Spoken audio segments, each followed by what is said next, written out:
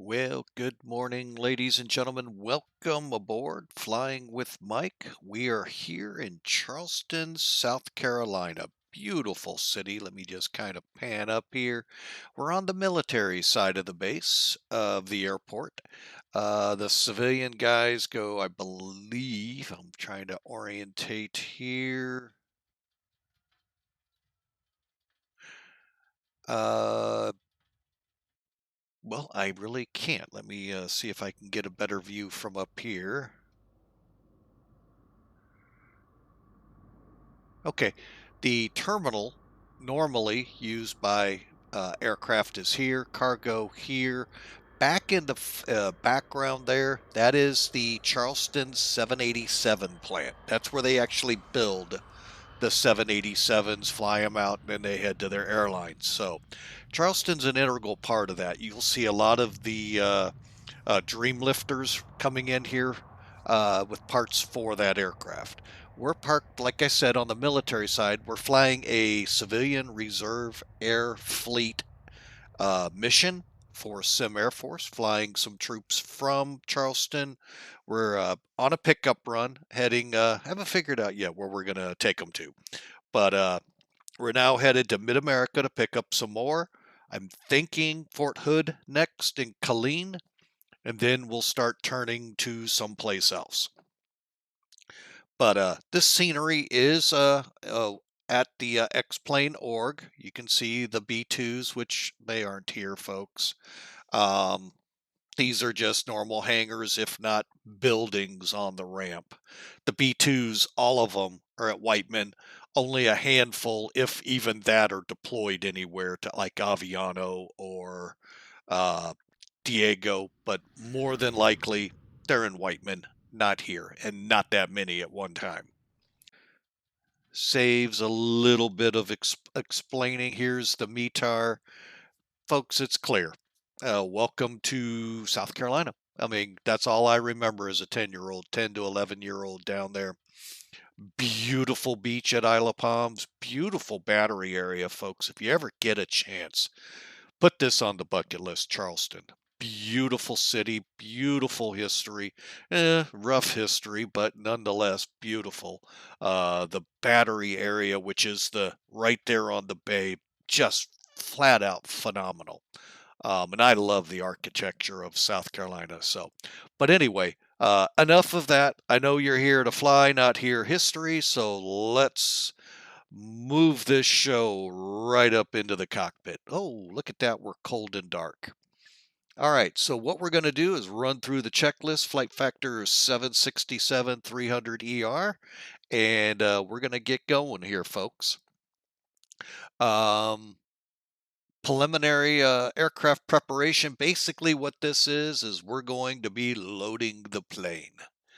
So let's come down here to the EFB. We'll pull up ground. Now, we got to make sure, and we already do, they say the high pressure unit on. You don't have to on that. The stairs, the chocks, the loaders are in. The GPU is on. The fuel truck's at the plane, and the air conditioning unit. Now, if we were cargo,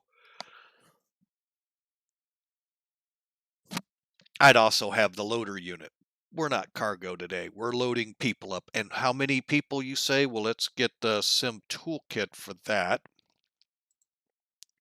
I'm just doing a real quick. I didn't get a chance to size this the way I wanted before the show. My apologies, folks. And we'll just kind of pull it up here, and hopefully what you're going to see is side by side. All right, so Sim Toolkit's up now. What we're on is the flight plan summary page right here. And what it shows is where we're at and then the flight plan itself, and then real little bitty letters here, not meant for somebody 56 years old to be able to read. Sitting right up there's the flight plan. You all might be able to read it. This kid can't. Well, I can with my glasses on, but it's even hard with them. So what we are wanting to look at, though, is the loadout sheet.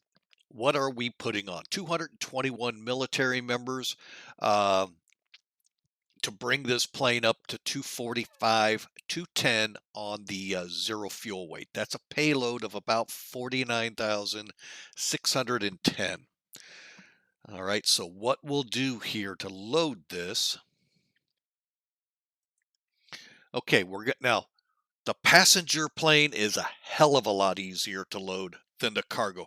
Once you understand the cargo, it becomes a piece of cake. But the cargo plane, that's a challenge. And folks, for those of you that have this aircraft and are curious, why can't I find it? Because it's not up in your airline list. It's down below your GA. And I'm not going to pull it up. We're going to be doing a cargo flight here soon. So, be watching for that. But it's below the GA aircraft. So you'll have the airliners, then the GA, then the cargo one, which is the 300, and then the rest of whatever they call it. All right. But what you do here to load is so simple. And in essence, works the same way on the cargo plane. It's just not well worded to figure that out. So that's where the confusion all is. So we're putting on 221 passengers. Okay, so 221, and we hit enter. Wow, loads the plane up. Put a whole bunch of people in the cattle section. All right, now for cargo, remember, we got to come up to a zero fuel weight of 245 to 10. Well, we're way over that already. So let's go to zero and see what happens. And we're not even getting down to it then. Had the same issue over on professional planner, my professional flight planner that I have. So we're going to go ahead and run with 248. Hang on a second. I'm just bumping it up. 210, 810. Okay. So just going to adjust my TopCat program to what we're at. 8. Okay. So we're at, so 2 would be 6. So let's make that a 4. And that a 4. So now TopCat, I don't have fully geared yet for this, but this is still mind-boggling that stuff is not matching up. So that takes care of the passengers. 221. Now technically I do have 3,200 pounds of cargo. Obviously it's not going into this plane. Actually, yeah, we'll leave it like that. All right. So we're going to leave it as is. Fuel for this aircraft. As you can see on the load sheet, the fuel load is 36,648. And guess what? We just typed that in. Click enter. Now you've got the fuel, you've got the passengers, optimize the CG. There you go. Hey, move some up front. That's good. Because I would have sold out the first class or second class, however they call it on here. And then once we've optimized, CG of 29. Let me put that on my page in case I want to verify. CG, CG, CG. Oh, I took it off. Wouldn't you know?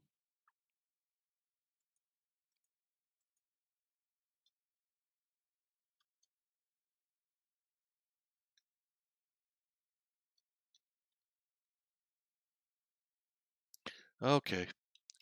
Yeah, I'm not the greatest of typers, folks, so bear with me. There we go. All right. What do we got for CG showing over here on TopCat? 26.2, 29. Oh well. It is what it is, folks. Hang on, I'm just reformatting. There we go. That looks better. Oh, yeah. All right. Save. All right. Okay, so to load the plane, From this point on, all we got to do is click load. And what it's going to do, load the fuel, which we can't see right now because I ain't got any power on the plane, but it'll show up here in a minute. So we're going to click load. Error, no passenger. Oh, forgot the passenger bus. Where's the passenger bus? Okay, so let's go back outside. These are the required items in order to load, and I totally forgot. I'm curious. Oh, gate config. That's what I would have needed to do. All right, so got to have the bus to load the people, the fuel truck to load the fuel, and cargo. Got to have the baggage loaders, even though that's not the ones more than likely that would be used, but it is what it is. All right, so now let's try loading. Loading the plane. Please wait. So we're waiting. We're going to get rid of this. We're going to get rid of Sim Toolkit. And we're going to hop back up into the plane.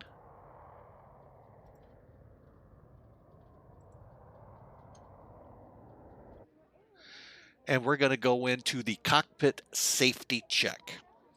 All right, so the cockpit safety check involves, of course, make sure the parking brake is on, and it is. Okay, we're going to go up to the up to the upper panel, open the battery switch, which is right here under the timer, click on. You're going to hear some things firing up. Next up, move the standby power to auto.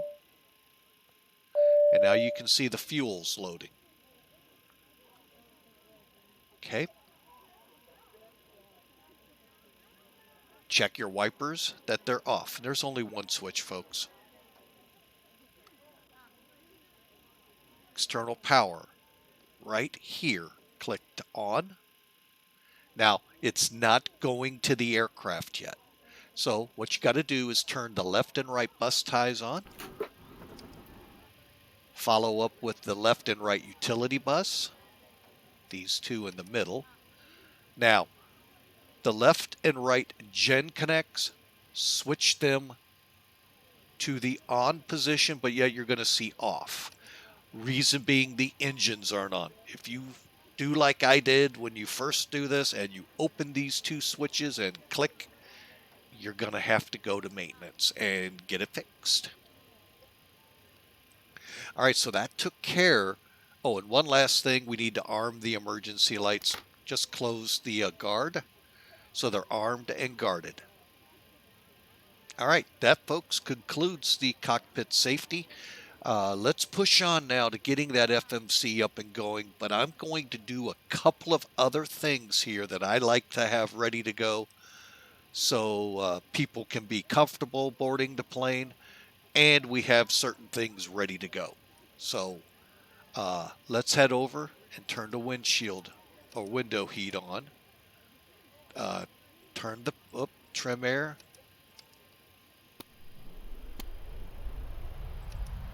And I turn the isolation valves on. Now, why I do this, that gets that air conditioning unit, that we have hooked up, flowing air. You can hear that now in the background. And I also turn on C2, 1 and 2, just turn them on. And then we're ready to go, folks. Then I also forgot position and logo. All of that just to say, hey, this plane's powered up, folks. Be careful around us. Okay, so FMC setup. Now we're going to check the panel and floodlights. We're going to dial up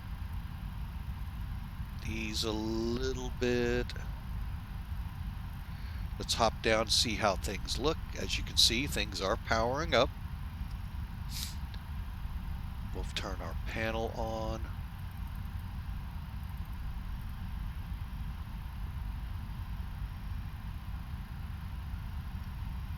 Okay.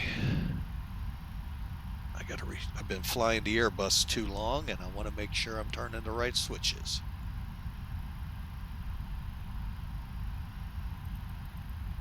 And at the same time, I'll set radios as I'm moving along. just to get myself ahead of the curve.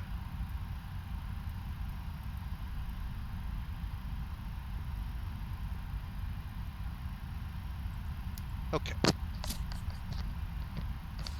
All right, and I don't see any more, so we're going to just leave it at that. All right, let's do this.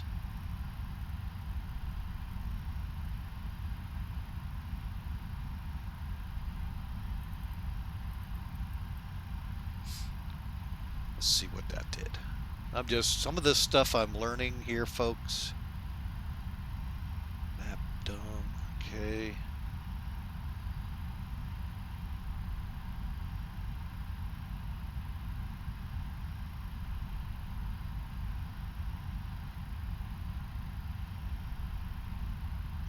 Okay, well, we're going to move on.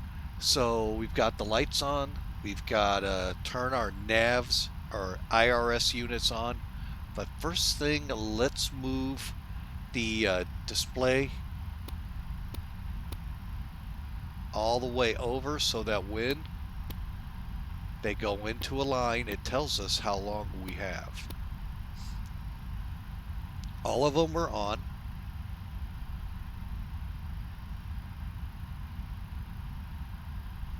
And by the way, you can see our fuel is loaded. Boom. See, as they go into a line, we got a time now. That's telling us we have 7 minutes. Okay. So from there, let's proceed back down. And I'm going to go ahead and pop it out. And yes, you may or may not have to do this, but I always do. In case I ever want to use this one. Okay, put it back. And then I'm going to put this back for a second in case we need more information.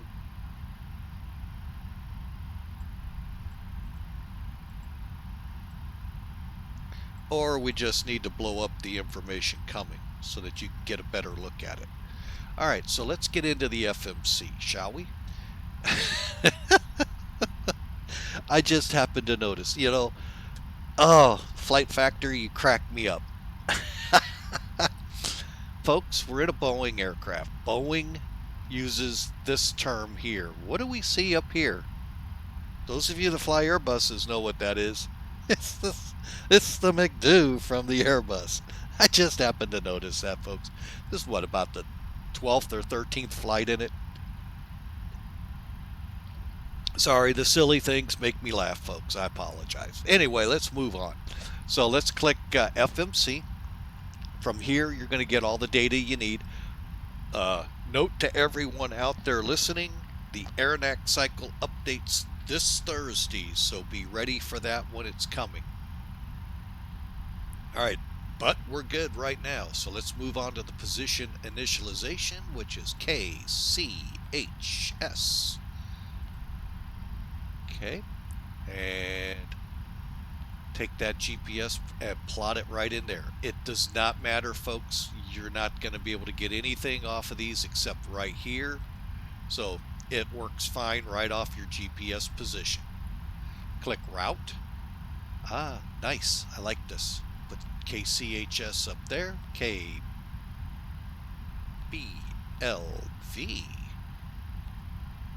Flight number for today. Well, we're actually flying for Sim Air Force. The mission number we have is reach 9435. However, call sign you'll hear me talking on VATSIM if we get ATC is reach 18. That's actual call sign for Sim Air Force. CH. Dun, dun, dun, dun, dun. 9435. That's what we'll put in here. All right. We don't have a company route, folks. It's not tough to plug this one in. The route for today, as you saw, is simply, I don't even remember what IRQ is. It's been, well, we'll go find out real quick for you. Collier's VOR, which is near Augusta. So it's north and a little bit west of Augusta. So IRQ. IRQ. Double check IRQ. Okay. And I am going to definitely go with this one, only because we're not in the Eastern Hemisphere. Now, yesterday we were in the bus. Putting an airway in is a whole lot different and a little more complicated than Boeing. I don't know why they do it that way, but it is what it is. The airway that we're going to jump on, oh, we're not. Never mind. Disregard. So if you had to put an airway in, you'd put it here. We're going to, every one of these are directs. I forgot about that. Victor, X-ray, Victor. Knoxville, folks. And next up, CCT. Don't know that one. And then next up, Centralia. The only reason I know that is just about every Allegiant flight that comes in the Airbuses to Mid-America head to Centralia, then to the airport. Sometimes they go direct, but the general flight plan puts them to Centralia. Okay, that is looking good, so we'll activate, execute, and I do like that this execute is a lot brighter than the Get Hubs. I'm sorry, the Sparky 4.3 747. Sometimes you don't know that is lit. I don't like that. All right, so let's see if we come back to the route page. We do not. So we'll just click route. Let's save it. I forget, you got to put a file name. Never mind. We probably won't fly this for a while. And we'll click route copy. And let's put the runways in. Departure is, actually, let's do the runway. Let's double check that METAR one more time.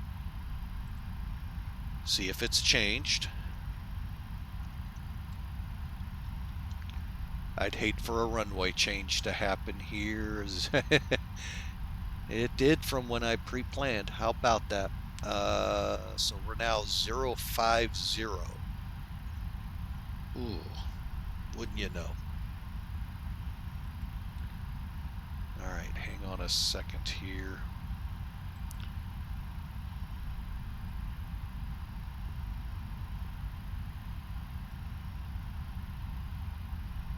All right, let me take a look at the runways here. 050.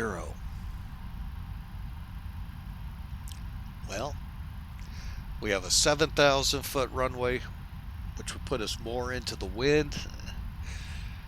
Oh boy.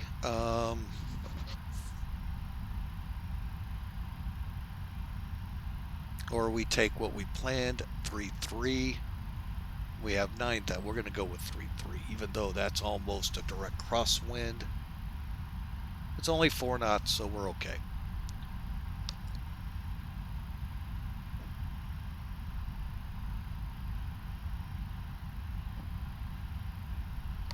Oh, excuse me, folks, for that cough. Ugh. Wow.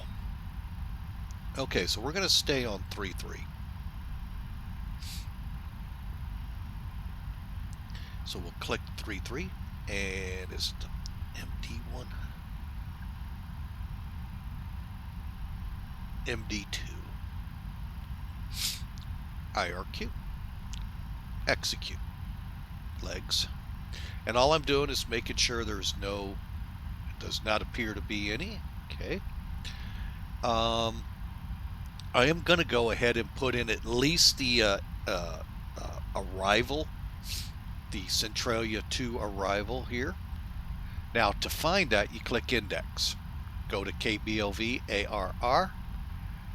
There's ENL2. Now, real world, and not trying to cause any rifts at the airport I work at. When the plane leaves for a craft mission, be it North American, which that we won't see anymore, but be it Miami Air, can't think of the other one that I've seen of late. But anyway, any of those airlines, Southwest, Delta, any of them, they don't necessarily know where they're going at Mid-America. Are we going to the military side, or are we going to the commercial side? more than likely, this time of the year, they're going to go to the military side because there's just so much activity on the terminal ramp where the Allegiant comes in this time of the year. They can't properly block it off. I'm just making sure something didn't seem right in my ears. Okay, everything's fine. Okay. So in flight, sometimes they'll even land on our runway and head for one of our ramps and have to be turned around. So unfortunately, that is what it is. We're going to plan for 1-4 left.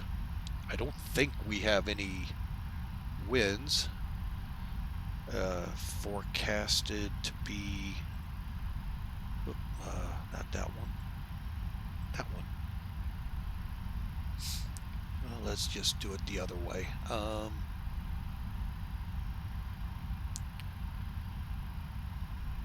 And I'm just pulling those up right now. 150 variable. Yeah, we're going to be on the 1-4s. Okay. 3-3. Cool. All right. So yeah, we're going to plan 1-4. There is no forecasted wind shift today. And we'll go with the transition, but we'll probably, hopefully, fingers crossed, go VFR. We'll see. And execute legs. Again, looking for any discontinuities. There are none. Back up to route. All right. Now, let's see. Looks like we are aligned. Let me check up top. And we certainly are. So what we're going to do,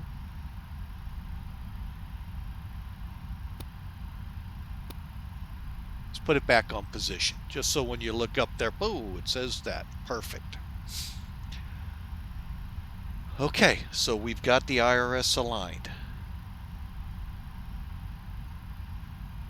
Plus, seeing these two filled in tells me that as well. Hang on a second. An annoyance of epic degree is going on here.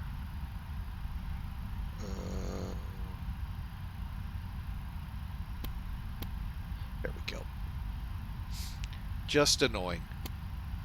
I'm just setting these right now. Okay, so let's come back and we're going to push the performance initialization. So 0 fuel weight.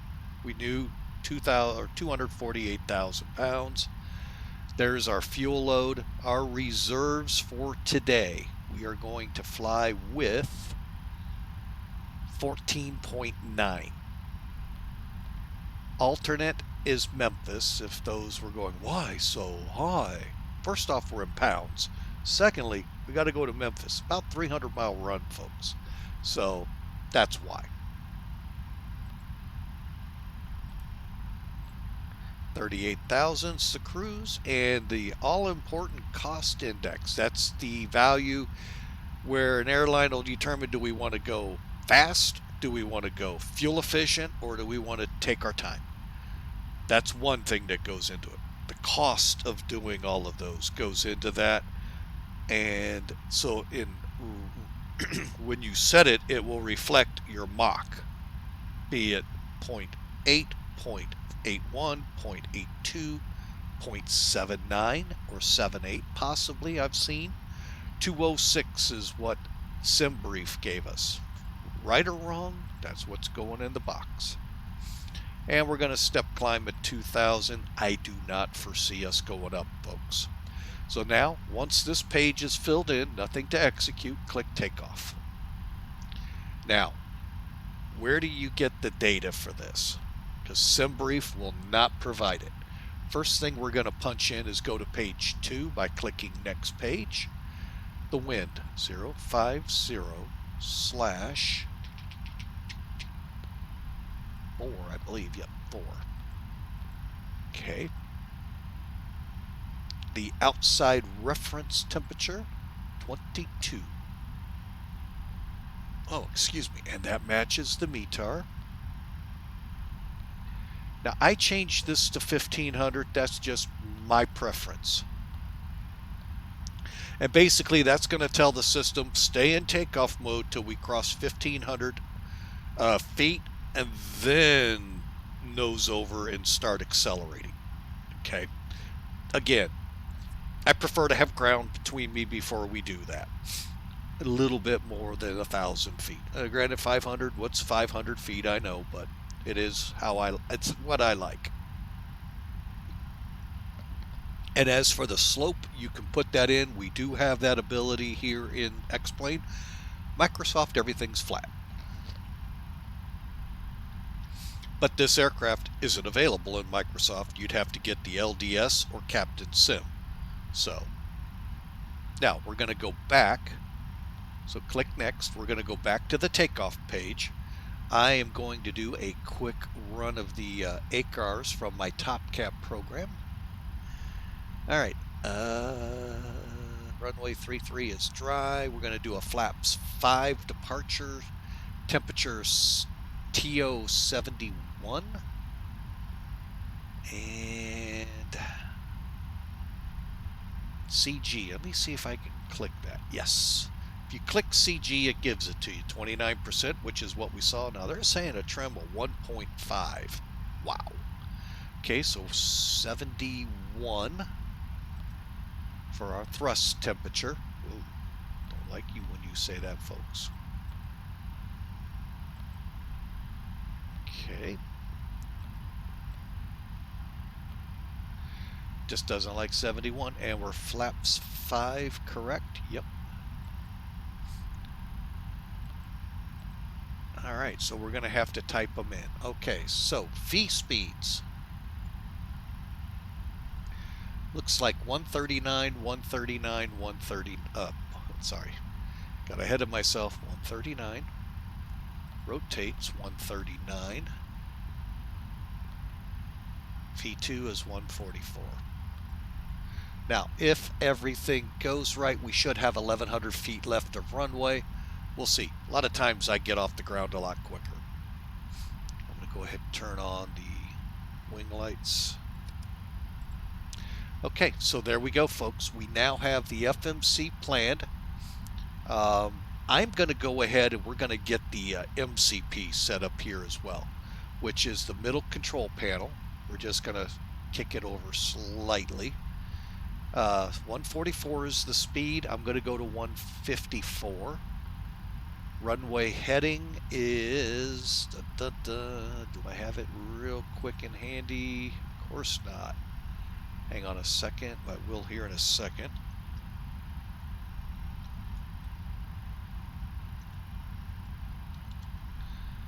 Not figured out why NavGraph is doing this to me all the time. I have to always sign in to it.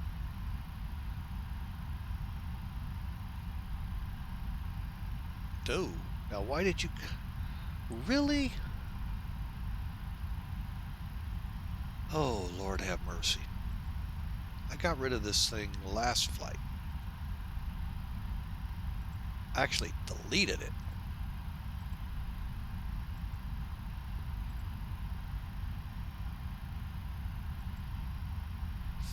Okay.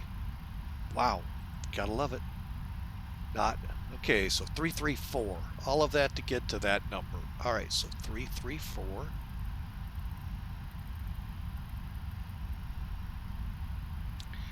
And we'll set it for 38. I wish there was a faster way. If you all out there know a faster way to roll this up, I would sure love to hear from you.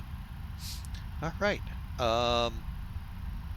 So, by the way, folks, if you are enjoying this program, the tutorial aspects of it, instructional, whatever you want to call it, hey, by all means, click follow.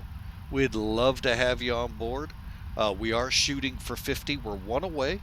We're almost to the goal of that to become, well, one part of the becoming an affiliate. There's a couple of other pieces to it that we still need to meet. I don't know how to do that one, but what we're doing is what we're going to be doing. But we're one away. So feel free to click follow, and that way you'll know where we're going. Next week, we are headed to, hang on a second. Okay, that's over in Europe. Back up in Alaska, we'll be flying from Galbraith Lake over to Ambler. It's about a 300-mile run either in the Caravan or the King Air C90. So here in X-Plane, potentially on VATSIM, possibly POSCON. Let me know which one you would prefer. So, and once we have the, so let's get back to the flight. So we've got our MCP now set. We're going to go ahead and turn the flight directors on. Both of these are in auto as well. We're going to go ahead, stow the FMC. For now, let's click here and click progress.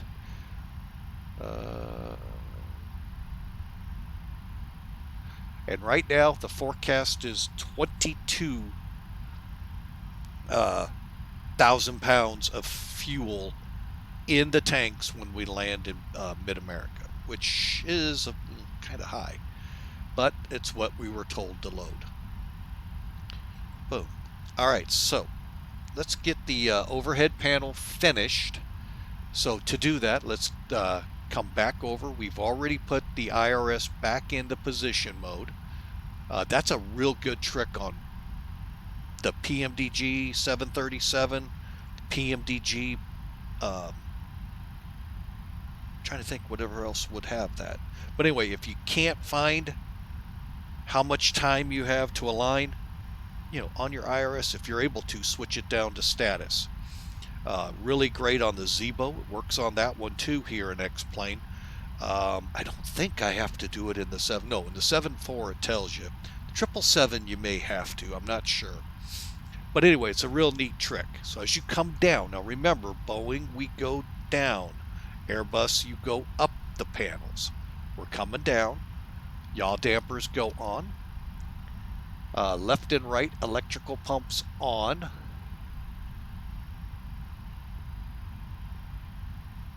Interesting. Oh, I'm sorry. I jumped over. I misread a word. Left and right engine electric engine controls. That is these. Make sure they're in norm.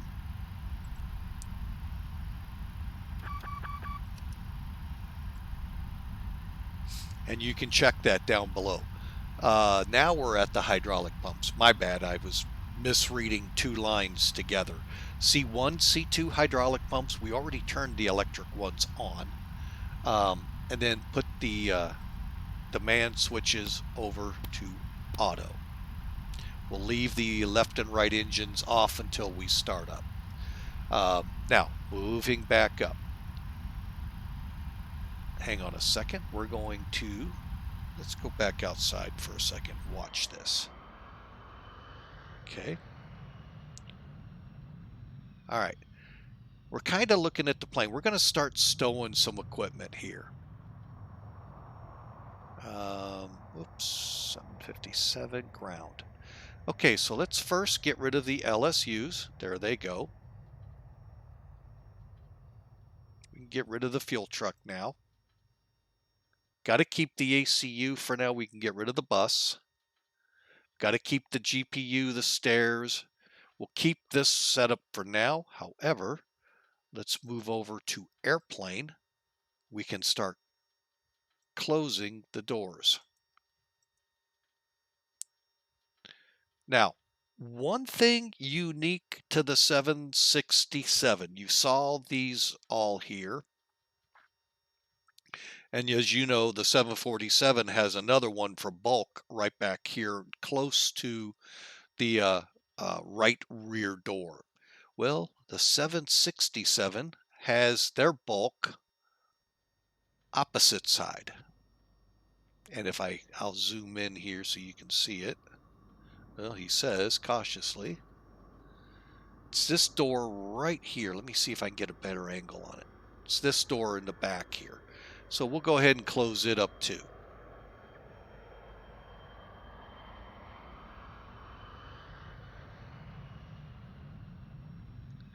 And now it's closed. And as we come around, all the others are closed. All right, so let's come back into cockpit. Now the reason I did that is before I turned the heaters on for the cargo bay, I like them closed.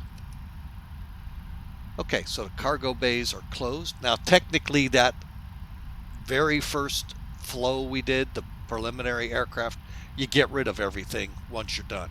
I don't. I keep it safe. Okay, so coming down, the engine starts are on both. Let's see, I usually go 1 or 2. Today is the 15th, so that's an odd day. Means we'll use the odd number, 1. And I'm going to come real quick and we're going to move the mode for the pressurization to auto 1. And bring these to auto. Actually, we'll leave them off right now. Okay, fuel pumps.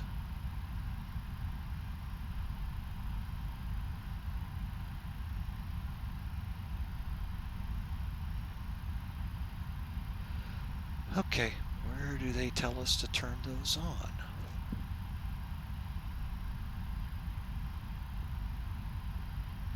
Okay, I see it. We'll leave them off for now. We'll be almost right back to them in a minute. It's when we start the APU. So left and right, so engine starts are set. Wing and engine anti-ice is off.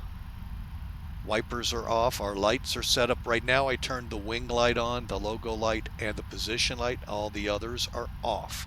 These are very ambiguous. Actually, all the way down, where these look all the way up, they're kind of like midway. All right, so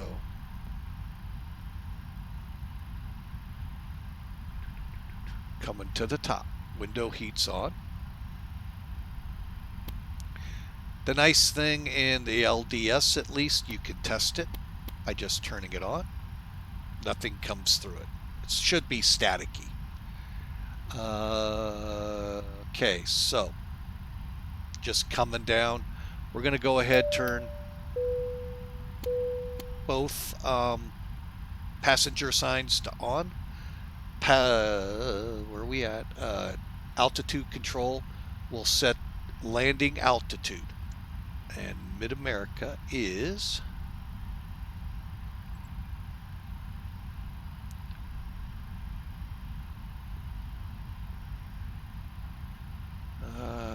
where are you? Okay, you're not giving to me on that page. 459. Now, it's annoying that it's at 2,000, but it's sure helpful when you're at high altitude airports to start. Granted, there aren't a whole bunch of them over 2,000, but there's enough that it, I think I went too far. Hang on. 459. Okay. Call it 460, and we're set to auto 1. Equipment cooling set to auto. That's the switch right here. Our chart, cab chart dome lights set pilot's discretion. All right, now we're moving up top.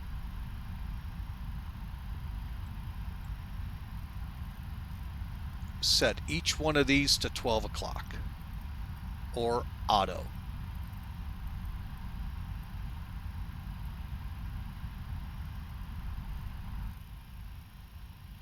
This one is the one that controls that noise, by the way.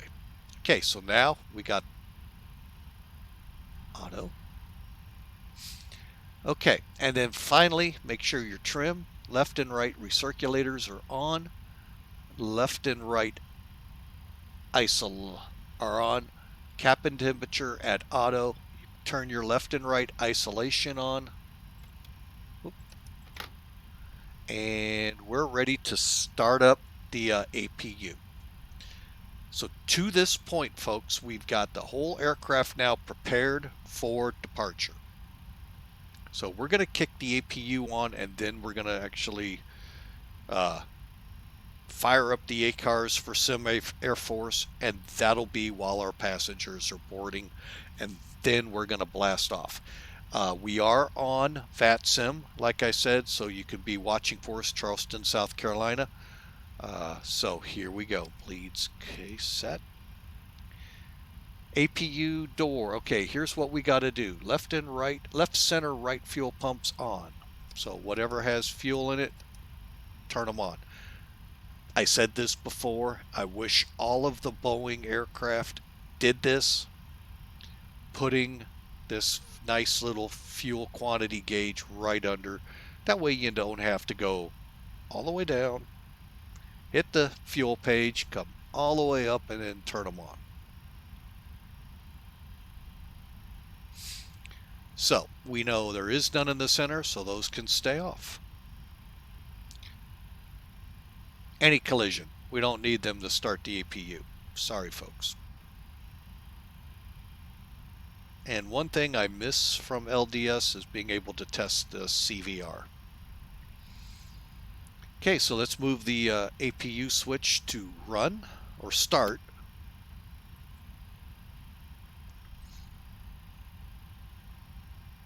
And if you want to see it, just come down, click status, and you'll see it going through the paces right here. A little fast, I think it's like the Boeing where it needs a little time, or the Airbus, to do a quick check, make sure there's enough fuel or enough oil, and then get that flap open before it starts firing up. But hey, that's a little nitpicky. So it's a beautiful plane, folks. I love flying this plane. And if you want to see it better,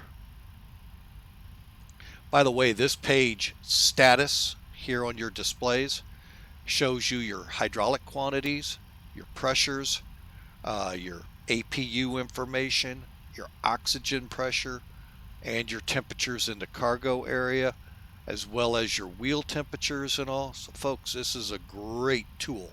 And your fuel flows right there. And of course your control surfaces.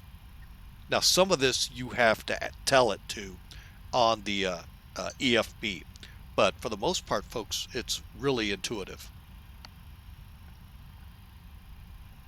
All right, looking at it, we're at 100%. We're on run. So let's switch over to the APU generator. Same time, let's turn the APU bleed, switch our air source from the outside air conditioner to on board to start warming this plane up. Actually, are we in Celsius up there? Or are we in? I think we're in Celsius. There we go. Okay, so it's warming up. And at this point, folks, we can actually start boarding passengers. We're fueled, which is the most important thing, and everything else is done. All we have left to do is disconnect. Oh, make sure you turn your left and right isolation valves on, as well as your center one. Otherwise, you're not getting any of the air from the APU, which will be needed to start up unless you use the high pressure unit. I turned the bleeds on for the engines just so I don't forget. And that, folks, completes the pre-flight of this aircraft. The only door we have open right now is the main door. Everything else shows up here closed. So in the cockpit, we assume everything is closed behind us. Let's hop outside, and as we know, we can now disconnect from and start preparing. Oh, there's the EFB, so ground. We'll get rid of the stairs, and I should have done this first. Oh, hang on a second.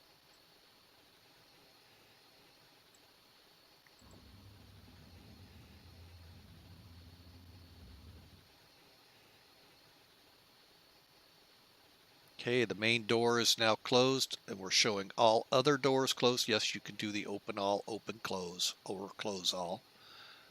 Okay, so let's come back to the ground. GPU is going away. ACU is going away.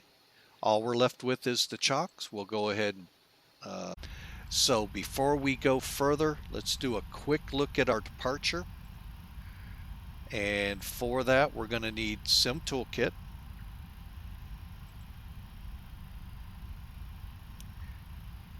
Bear with me here, folks. Sorry, I'm just getting it to where it's a little easier to read.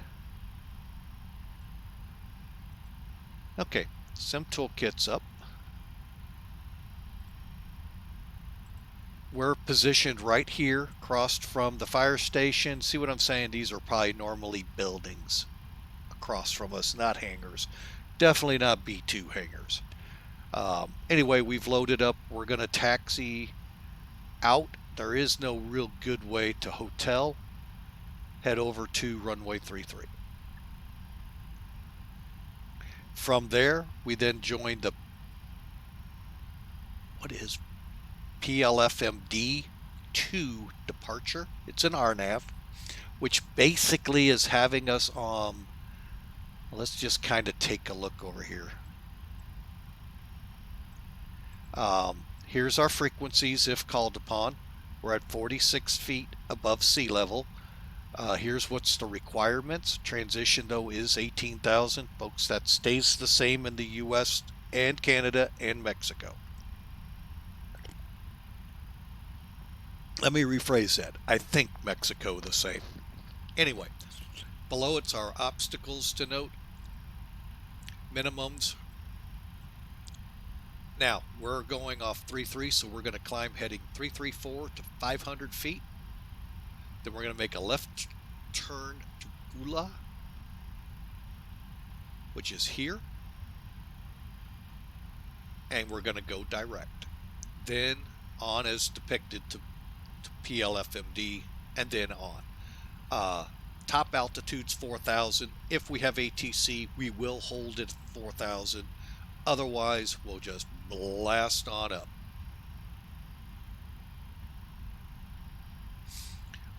Now, looking at the map here real quick, you can see our turns right here to Gula, to PLFMD, and then we're going to continue,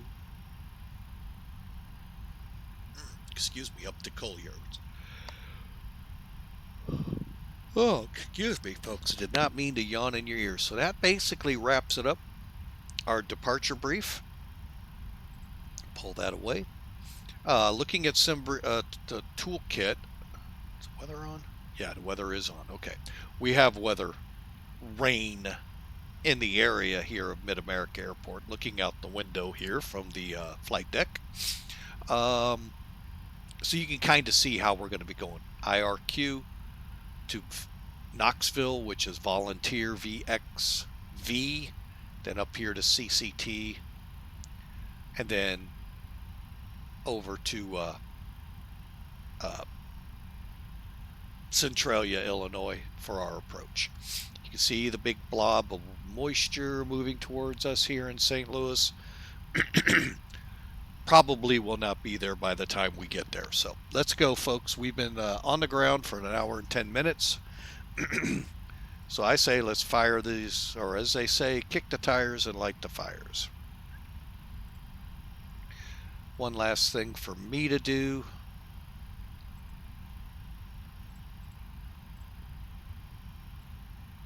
.38. Bear with me one last second and it will head off into the wild blue yonder, as the Air Force says.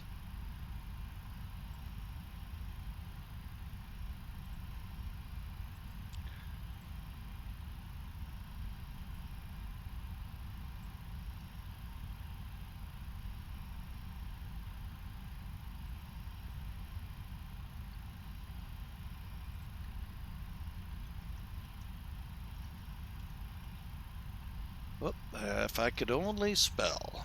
There we go.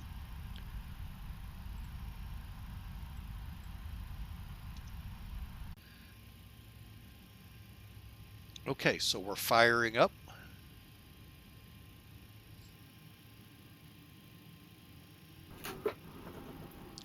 That right there, folks, is what you wanted to see. What just happened? Here, let me pull that away. Remember how I told you these will show off until the engine's running? Now that the engine's running, the gen has connected to the bus. Now the APU generator really isn't in gear. It's still running it, but along with engine number 2. Okay, now that should have been enough time for him to stabilize. Still trying to stabilize, so we'll wait. Okay, we're stable. Let's start up number 1. Same process. Again, packs have to be off. Go to G and D, we'll ground. And again, we'll pop it out just so you can watch. We're building up pressure. Oil pressure's coming up. 20. On it goes.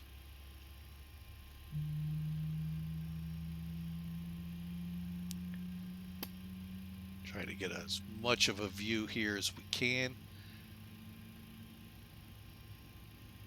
And they go to auto at a certain point, and then the generator is going to kick in here.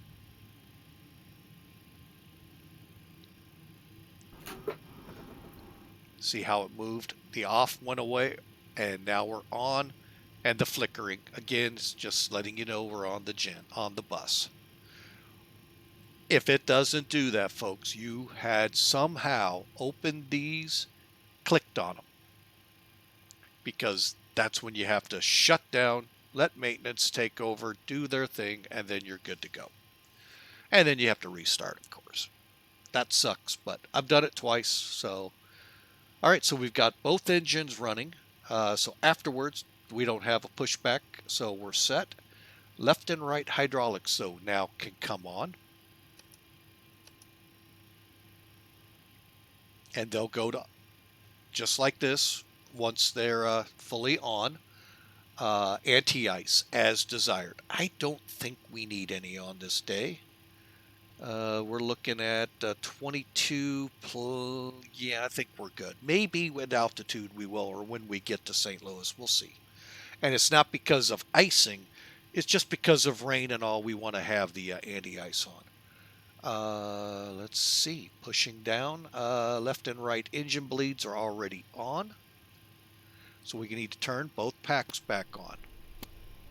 And that'll start sending air back into the passenger cabin. Okay, bleed air for the APU now can be turned off, as the APU itself. Now this is how you would be able to tell if this part didn't happen, because you're going to click the APU gen. If it goes off and the airplane goes dead on power, guess what? Think you all figured out where I'm going with that one. All right, so actually I may alter my taxi here. Hang on a second.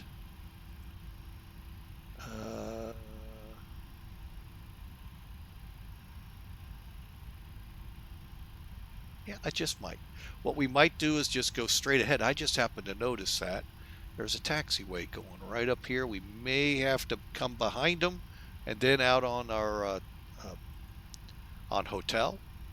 Actually, no, that's probably best. Yeah, we'll come out on Fox to hotel and then up. Okay. So that, folks, wraps us up on the APU. Hang on, we have some stuff here. Why is the APU? I know the APU generator is off. Duh. Well, it must not have spun down yet. Is it still cooling? Oh, it's almost spun off. So that light will go off here shortly. And put you on the right page. Actually, we're going to go to climb. 240. One thing I like about Flight Factor, matter of fact, I love, they set the speed at 240 till 10,000 feet. For those of us running ACAR programs like for Sim Air Force, Mac Air, FedEx Express Virtual, that is keeping us under the 250 threshold, where it'll keep saying, you're above 250, you're above 250. And some of them, not all, none of them that I just lifted off will gig you, but there are VAs out there that will gig you. So anyway, because they want to be as super real as possible, and you're not flying it properly, and probably VATSIM the same way. But anyway, so before taxi, auto brakes. Got to get reacclimated here. Reject takeoff. Taxi lights will come on here in a second. Altimeters need to be set. There we go. Now, I'm going to show you a little trick here using, hang on a second, where, oh, there it is. Okay, so we're going to set our altimeter to 3028. Again, mindful that it's only about 40 to 50 feet above sea level. So again, watch your needle up here. It should be pretty close to that, 3028. Now, if you want to set the first officers, just come up to this set screw here. You'll see an arrow. Click on it, and as I pan over to it, well, it's hard to see. Hang on. We'll do it the old-fashioned way. 3028. Okay, now you will have to set the bottom one though, unfortunately. But that's a lot easier to do than what we used to. All right, so we're set on the altimeters. We're going to go to display here. MCP. This is where they set the MCP. Now we're going to set though the trim to that ungodly number they said. I'm going to bring it to there, but I'm going to be trimming it up. I already know. Flaps. And they go to 5.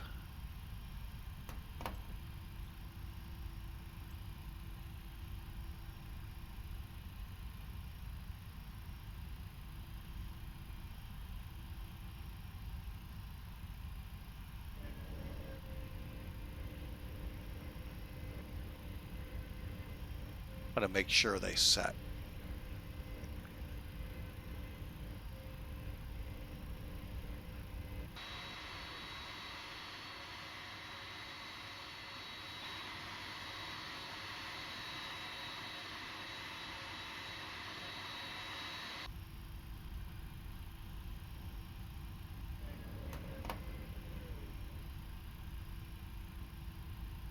Okay, they're set. And EFIS control, that is going to be here. All right, so we want to set DH to 200, which we have. Range to 20, which we have. You can see there and there. Mode, map. Again. Finally, we wanted the terrain and weather radars off. We'll turn those on at the runway. So that takes care of that. Let's go back to here, click status, and we're going to do a quick surface check. We're looking right here, folks. Left. Want to make sure they bounce back to center.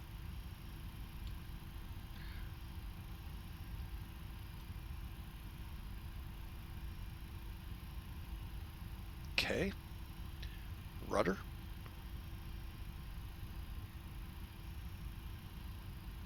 Perfect.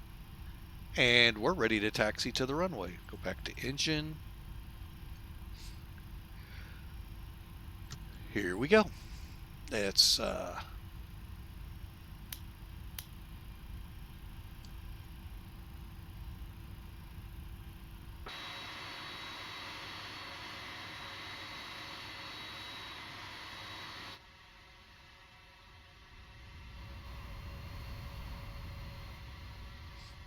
okay, and as we come out and make the turn, like I said, we're going to be on the taxiway called Foxtrot.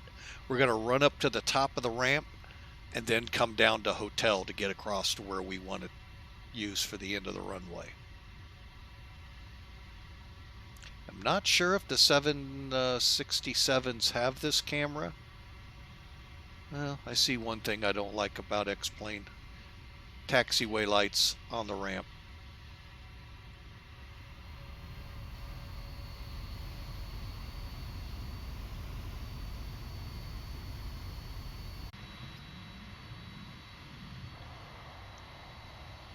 Now, over in this area when I was a kid, let me go up here. Again, another nice look here. There's the VOR for Charleston. Now, as I was a kid, mind you, Cold War time, this area over here was alert. 106 Delta Darts. They would go up and chase away Russian bears coming up the East Coast. Who knows? Maybe they were ready to bomb us, or like we were up in Alaska over to that side, plus out of the NATO countries testing air defense. How quick do they respond? How quick can we expect to be caught? How quick, they scrambled a couple, I bet once a year, once or twice a year, maybe more. I was a kid. Um, but yeah, it was always neat to see the intersections all light up with the red lights, meaning you don't cross if you see those cars coming, because they're screaming back to their airplanes. So yeah, but those days are long gone. They no longer have, hope to God they don't have 106. If they do, good Lord help us. So today would be F-15s, F-16s, F-22s, well, maybe F-35s. I'm not 100% sold on them. I know a lot of people are. I like the A-10. I like the F-15s. F-16, somewhat. Need two engines. There's a reason the Navy operates with minimum two engines on all aircraft.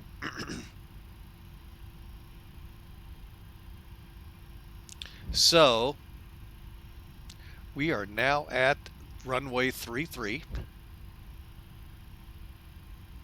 So what we're going to do here, and this is a compass road check, by the way, where maintenance would bring the airplane out and check the avionics. All right, and as we come up here, we're going to do a quick before takeoff checklist and go from there. So let's set the parking brake, and it shows set and set. All right, before takeoff, parking brakes on, speed brakes are off, flaps are set, runway lights are on, nose gear lights, MCP. Let's go ahead and set auto throttle, nav 1 or nav and VNav on, and transponder all the way over to Tara. One thing I did want to look at, do I have, and I am so remiss here, folks. In order to transmit, hang on, let me just push that down. I'm going to push my push to talk transmit button. Let's see if it lights up.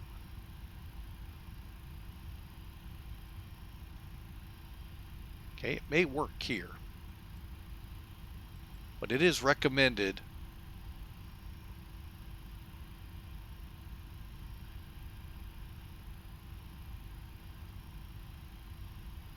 It is recommended, one, the mic light be on. Okay, that's the Airbus. You got to make sure that. Here, you got to sometimes bring this up and then turn it, especially on POSCON, or you're going to get that message not properly set up. So we should be good to go. We're on TRAA. We don't have any weather radar information. No. And I'm going to go ahead now and turn our terrain radar on and our weather. Weather, we probably won't see. Terrain, we will. And we're ready to go, folks. Charleston traffic, reach 18, departing runway 33. There we go. Whether it went out or not, I don't know. And seatbelts are on. Here we go, folks. Oh, I don't like when it's in test.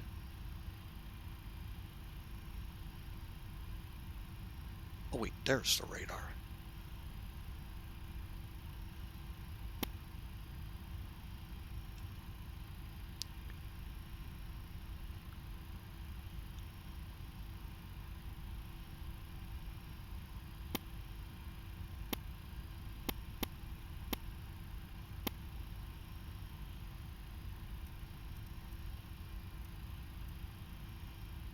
Okay, we're gonna head on up to the runway. Lights will go on, folks, when we get on the runway.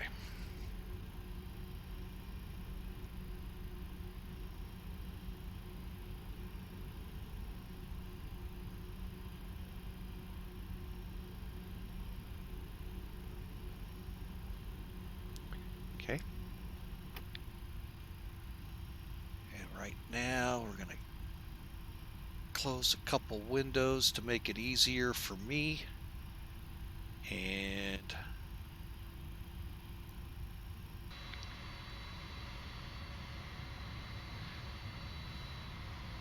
it's a nice, I saw this on the Airbus 340 or 340-600s. I like this effect. Kind of hope it's on all of them.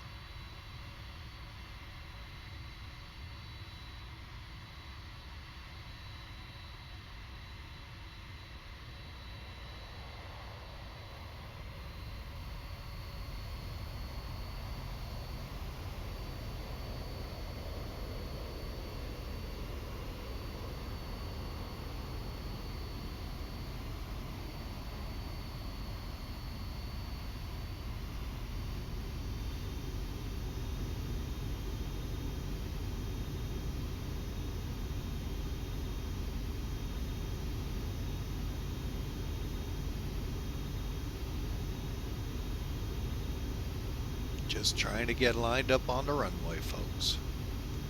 Stop being very cooperative.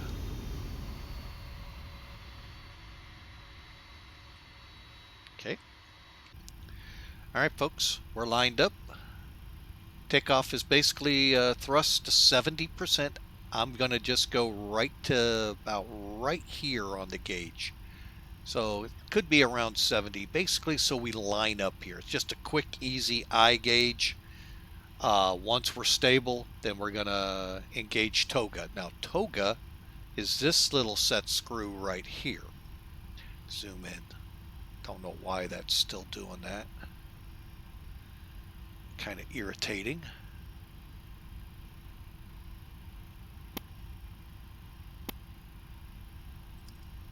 Let's just do that since it's irritating.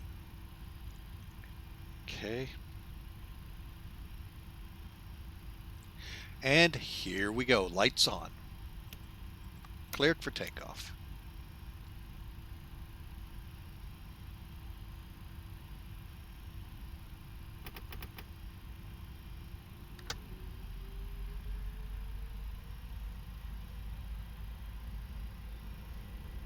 Okay, we're just waiting for them to stabilize.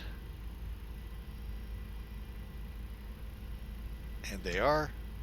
Engage toga.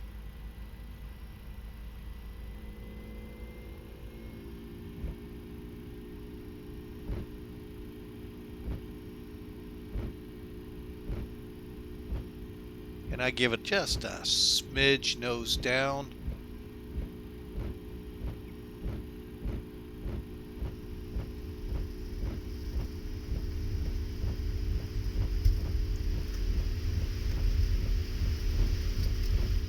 Sorry, folks.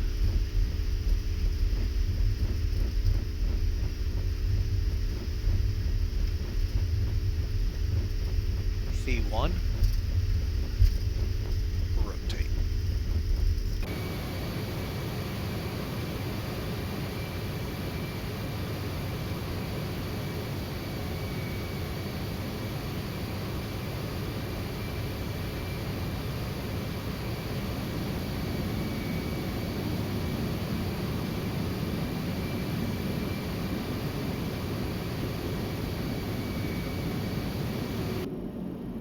All right, let's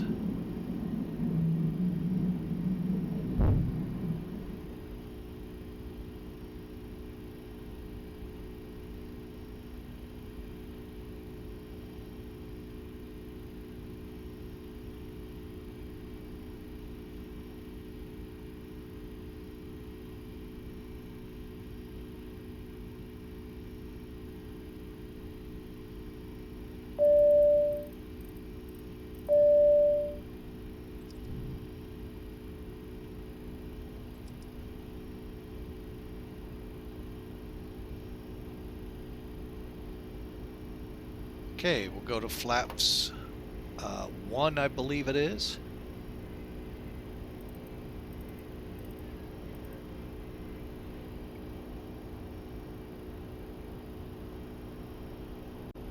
Flaps up.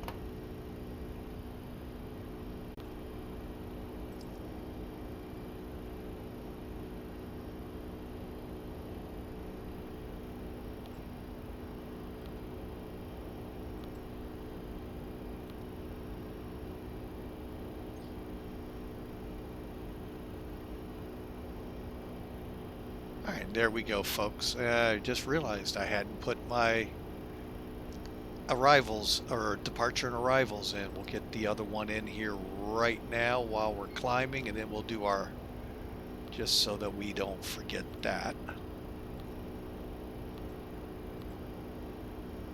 And we'll check real quick. Good. Alright, so that was my bad, folks.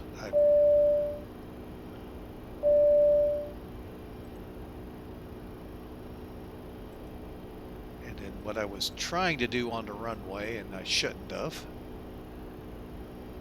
was get my information from Sim Air Force, make sure we're tracking, and it appears we are. There we are.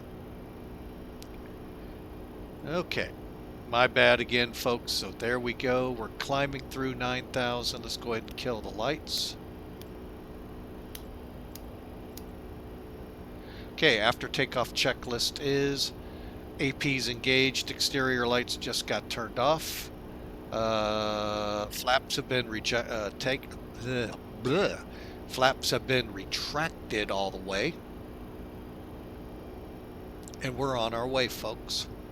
Again, my apologies. I was like, why are we still showing direct to there? So, I don't know what all the crying is on this thing. Let's find out. I think I know. And I'm going to have to figure out how to disable it.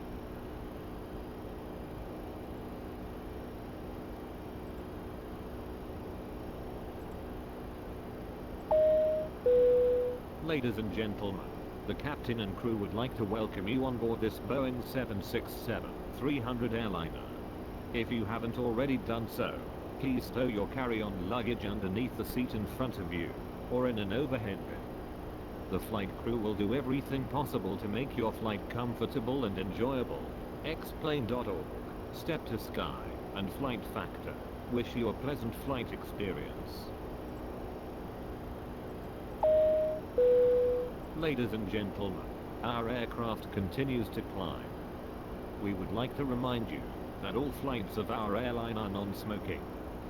For your safety, the lavatories have been equipped with smoke detectors. Damaging or disconnecting the smoke detectors is strictly prohibited.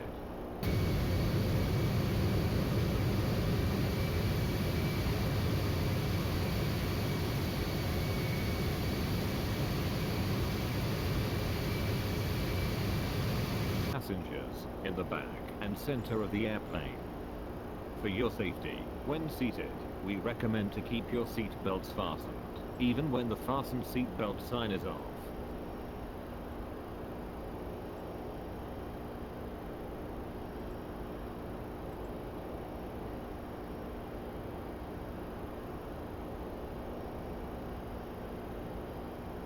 Okay, so I have a feeling that's what all the dinging was.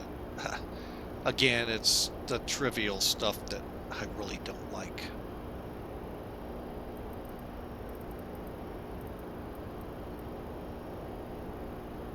Okay, now what we can do at this point, let's go out. I'm going to try the weather radar one more time.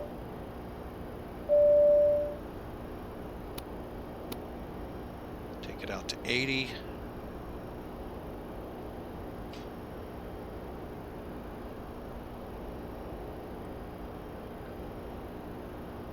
Okay, that one should say 40.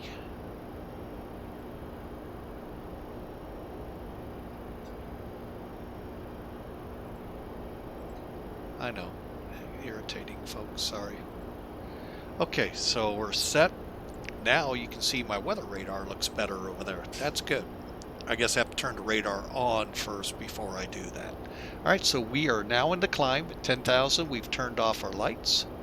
We are now coming up to 18,000, so let's zoom in again.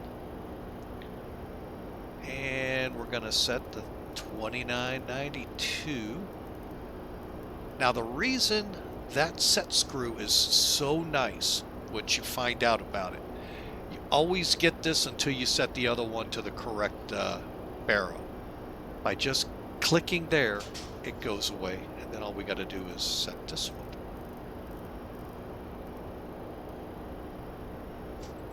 All right, folks, and there we go. We are now through transition. Our numbers are all agreeing, and we're on our way. We've got approximately, let's take a look here. And if you ever want to find out if how far we got to go, and I'm going to be putting it up here shortly, exclamation ETE will tell you an hour and 30 minutes to fly. So welcome aboard Flying with Mike. We are on our way to, oops, helps to be on a different screen. We are on our way to Mid-America Airport and estimating, like I said, an hour and 30 minutes to get there. So let me do this. Nope, the wrong one. This. Click into it, refresh. And all right, there you go, folks. I'm going to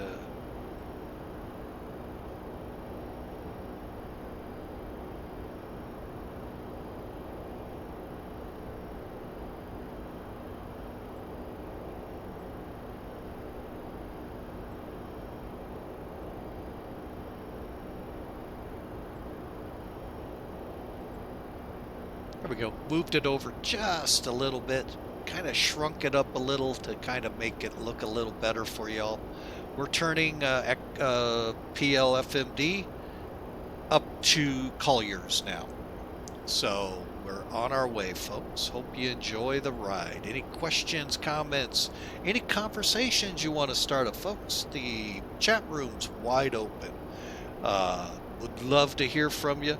We also have a Discord channel. You're more than welcome to join. It's located at this link right at the bottom here, and that will get you onto our Discord channel, and we can chat with you there when we're not flying, or even when we're flying. You know, I try to pay attention to it, but I'll be totally honest, folks. With the single screen for the flying aspect, it makes it very difficult. I'm working on getting a second screen so that I can use that for flying, and a second computer laptop so that this one that's having a hard time keeping up sometimes doesn't have to worry about it so much. So enjoy the ride, folks. We're going to play some music in the background, so hopefully you'll enjoy the ride.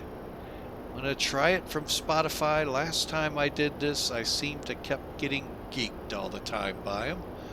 So hopefully they won't tell me I have, actually, I'll just, you know what, I'm not going to worry about it. Let's just let Pretzel Rocks run.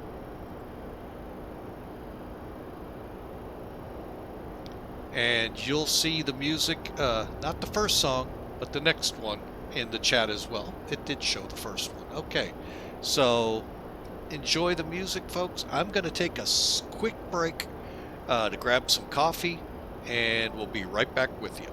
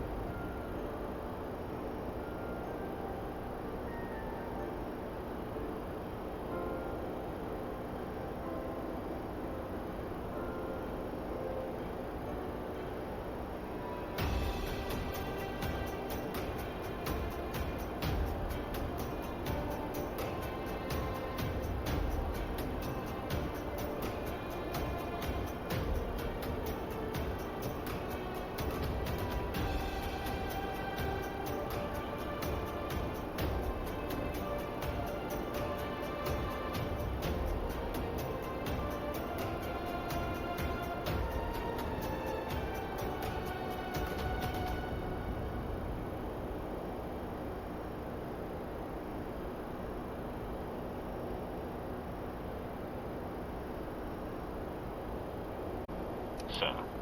I think you might have forgotten about...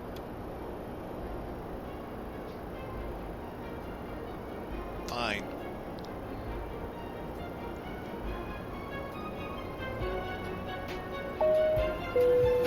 Ladies and gentlemen, we request your full attention as the flight attendants demonstrate the safety features of this aircraft. When the seatbelt sign illuminates, you must fasten your seatbelt.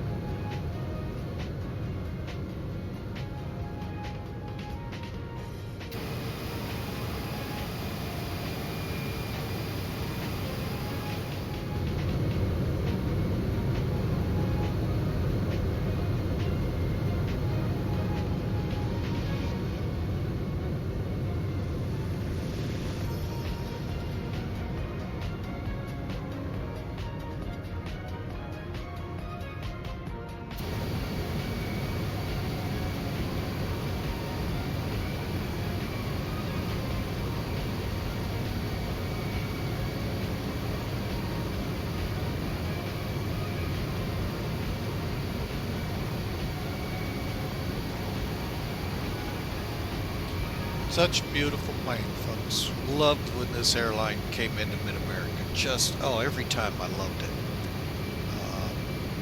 Learned a lot of things in the firehouse with this plane. A lot of important stuff that I learned. Great company. Wish they were still around. I wish I could figure out how to get the money and how to make an airline work, because I know the easiest way, if you made a lot of money, to lose all your money, start an airline. So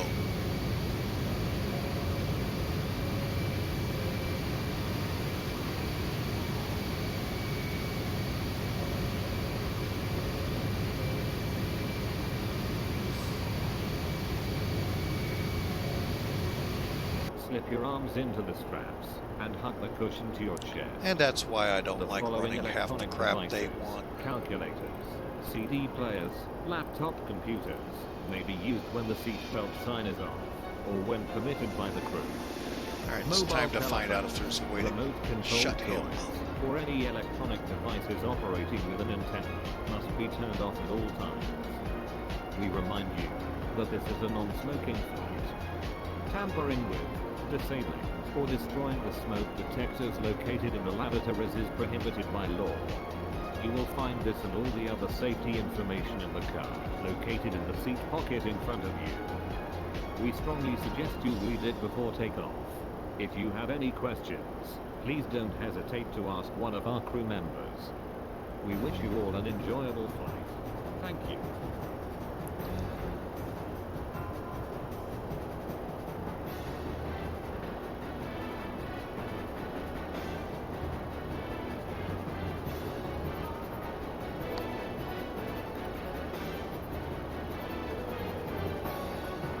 Alright. Just looking at a couple things. At least I can turn his voice down.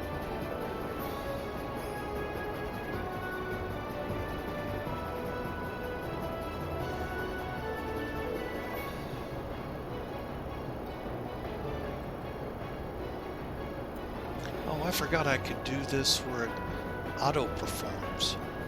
And I gotta start trying that once. So yeah, what we'll try on the next flight, if I can remember, is to go into the auto perform and have it help me out here. Yeah, we'll do that next time. Nice. I forgot about that. Alright, so again, anything at all, folks, we would sure love to hear from you.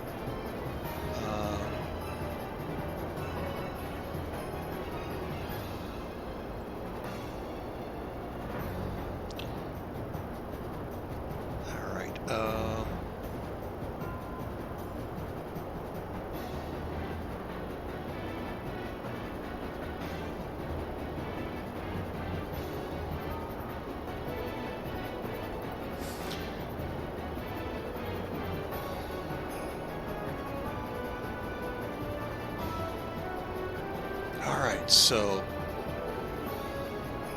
one thing I did want to do a little bit more.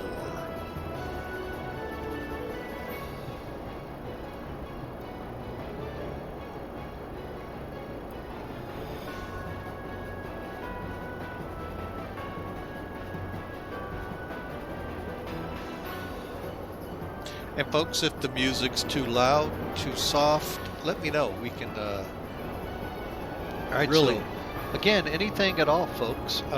We would hang on, sorry about that. I don't know why that clip had the sound on. But let me pull this up. Just making a clip of the flight.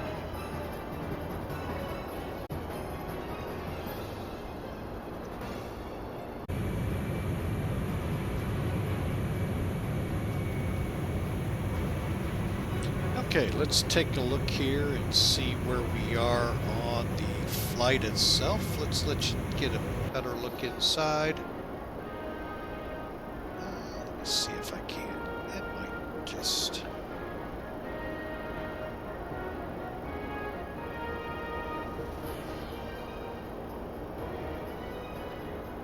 fix this one here real quick.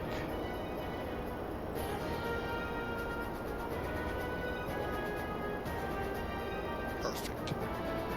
Okay.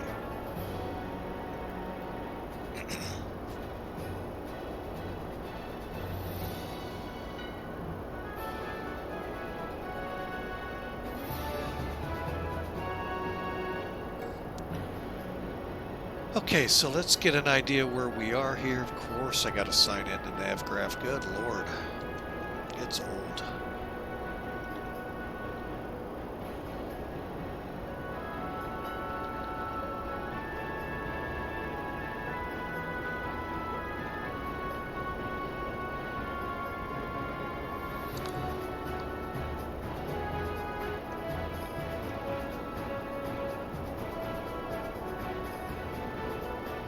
Okay, so we just crossed over Knoxville en route to Central City, Kentucky, then on to Centralia and our arrival here. So let's take a look at one thing on the FMCs. Okay, we're about 200 miles out of top descent, so let's get into the arrival brief so y'all get an idea. You know, I'm used to watching it, seeing it on the screens at work. So let's take a look at this.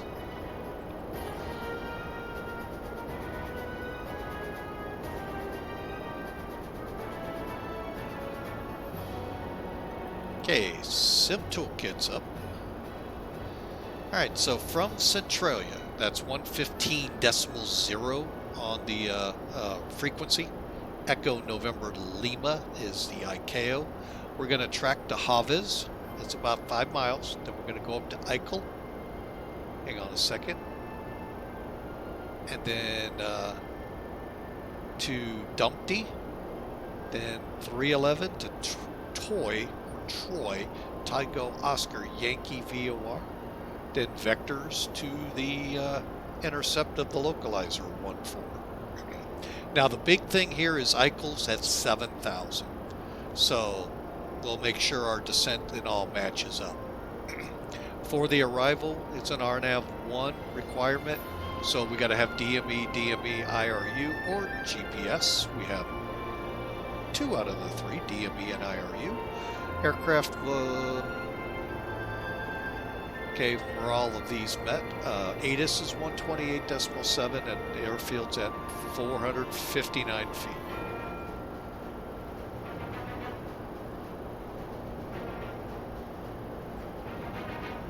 By the way, this is one of the great songs I like on here, so. All right, so continuing on. From this point, we're going to be coming in on the 1-4, so let me, oops, did not want to pull that up. Doink. Approach 1-4 left. Okay, and again, frequencies are across the top if we get ATC. Well, what we're concerned with is we're going to come off Troy, headed to Hetsu. That's the initial for the ILS. The ILS localizer is I, India, Bravo, Tango, Charlie, frequency 111.15 on a heading of 139er. Okay, so we'll make sure those are tuned in. Womont, which is 6.8 miles from the localizer. We need to be either at 2,200 feet or on the glide slope. Decision altitude here is conditional, 642 feet MSL, which is 200 feet above sea level. So we'll make sure we plug that information in.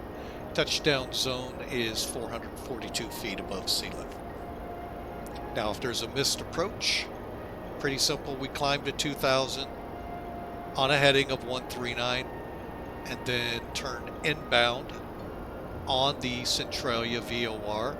Again, that's 115.0 Echo November Lima, radial 277, track to Dummy, or Dunty, D-U-T-M-Y. It's 19.4 miles from Centralia, and then we'll hold until directed by ETC. Looking at the chart down here, the hold is a teardrop entry, and then we'll get into the right turn hold. Transition levels are 18,000 feet, and again, let's drop down here, 2,000 at Womont, and then we track down on the glide slope. Again, missed approach pictorial is here. Runway end identifier lights and PAPIs on the right side, which, by the way, is correct. Okay, and finally our minimum 642. If for some reason visibility just drops within the next hour, RVR 40 or 3/4 of a mile. Okay, so there you go, folks, with the initial portion of the arrival brief. Looking up here, we're located here. Here's where we're going, and there's, like I said, a lot of rain around us, not on the airport yet. Still some time. All right, finally, for now, let me do a quick update here for the landing report. 14 left. We're going to call it dry.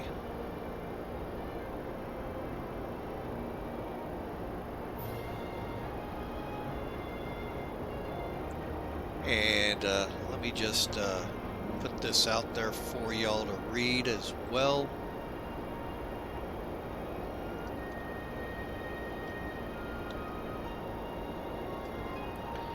And there's the METAR that will be working. Oh, I went with the wrong one. Go figure. Okay, so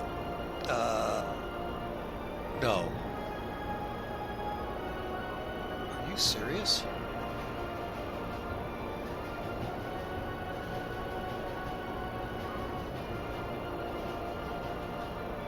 Looks like the winds are a direct cross. This has been plaguing the airport for quite a while, the last couple of weeks.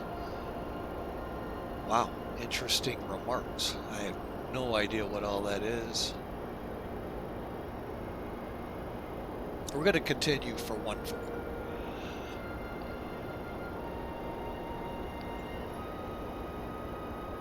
Even though that's 100, almost, that is over 100. Wow.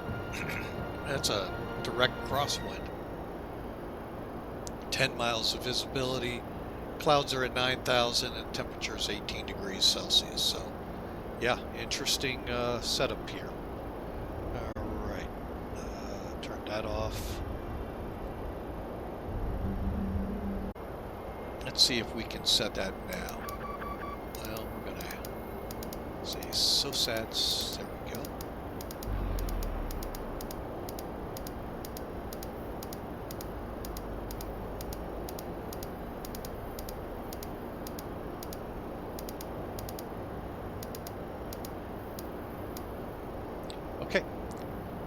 And we will begin our descent here shortly. Let's see.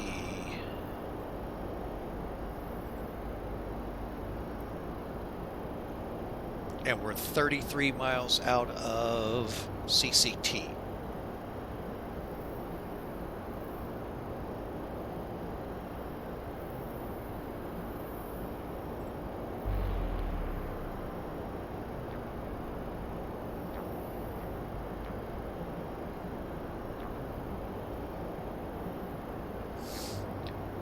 Okay, so that gives us time to run to the 80 miles from top of descent. Now we're not turning the seatbelts on just yet.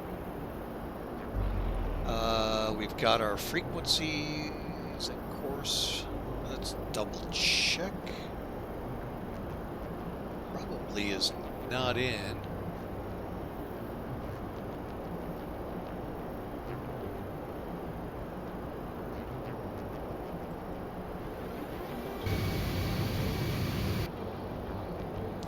That is because I set them here. I forgot all about that with this plane. I'm glad I did this check. Okay, real quick, we're going to make sure we're on 111.15.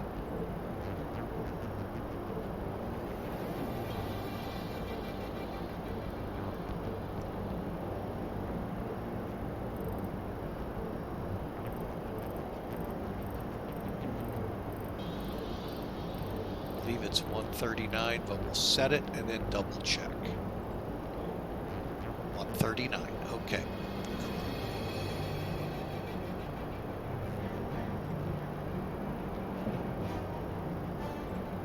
Okay, so we got that set. Now remember that, folks, this is your ILS information here. It's not in the FMC like the 747 and 777. It's here. Can't speak for the 57, but I'll bet it's pretty close.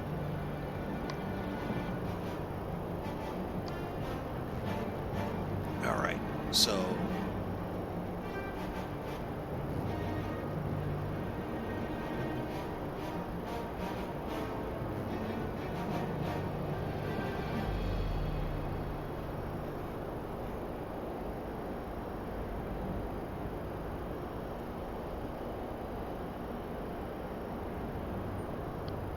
all right, just bringing up my laptop, it decided it wanted to go dark.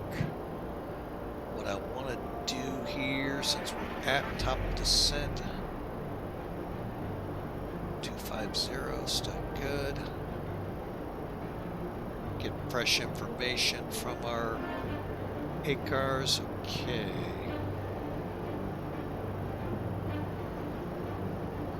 All right. Top of descent, as you can see on the nav display, is right above CCT. So as soon as we cross CCT, we're going to start down.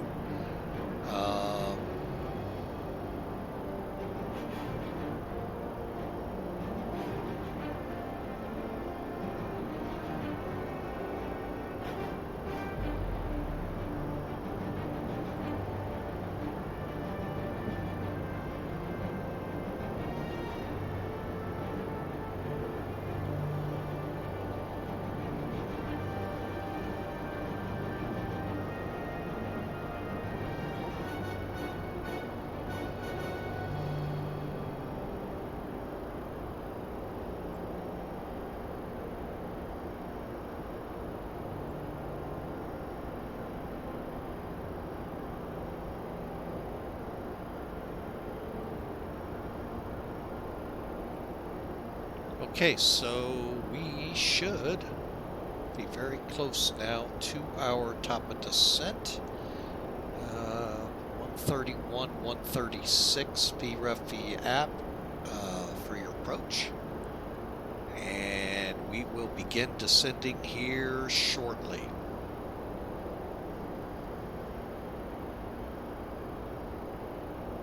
Take a look outside.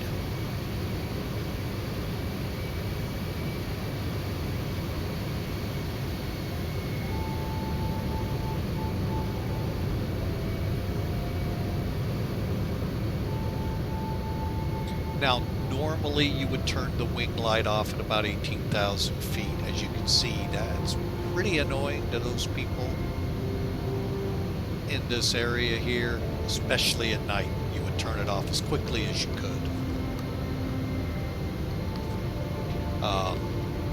I've left it on because it's daytime.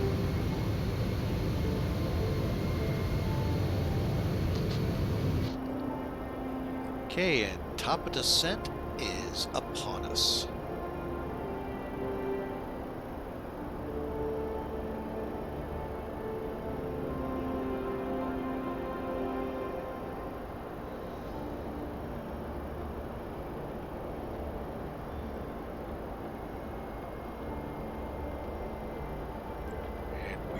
Appear to be descending. We'll kind of keep an eyeball on this.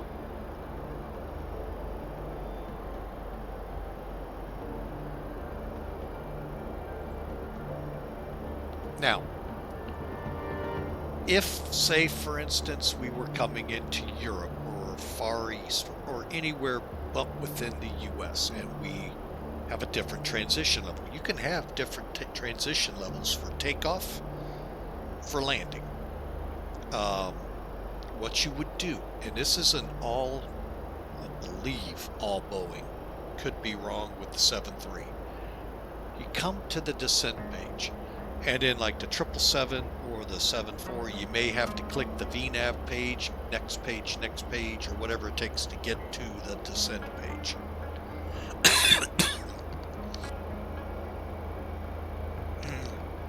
Sorry for that, folks. Didn't catch it quick enough.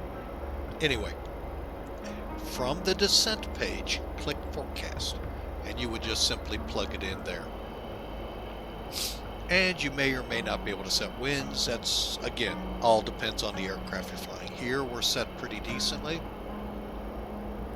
but our transition level is correct. All you would do is type whatever it is. If it's, say, Belgium, I believe they're 5,000. That's over in Europe still. You would have to put like 050. 50 is 50,000 feet. There's not many transition levels that high. But anyway, that's where you would find that. And I know a lot of people have a hard time finding that, so that's why I try to point it out. Alright, got that on descent. Keep that on the on the progress page. Now, one thing I was talking about yesterday, with Airbus, you find this idea on the PFD, right here where your speed is. In Boeing, it's a scale here. We're above the glide path. That's why you see a pretty steep descent trying to get us down. When this is lined up here, we're right on the projected, what the flight computers believe should be our proper descent path into the airport. So it'll get us there. The only thing we as in the flight crew really have to be concerned with, speed take. This is what we got to watch. Make sure we're not over speeding. 280 is a good speed for descent.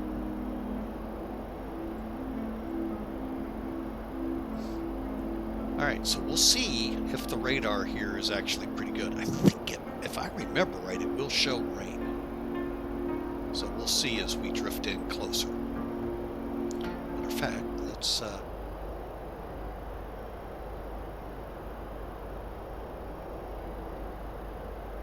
okay, so auto brake. We'll get to the checks here in just a second. Actually, EFIS can play to DH on charts. We're going to actually set to 100. That's just because that's a good flare height for me to make sure. ILS pedestal set, initial descent set, and descending. So right now, auto brake.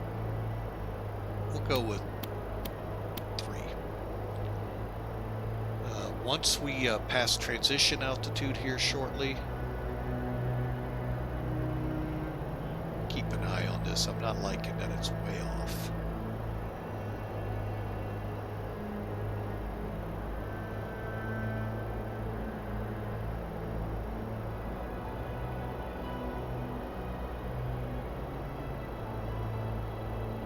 All right, for now, go ahead, seatbelts on. I know, he's going to want to talk to me. I have nothing to say, sir. Is there anything you want?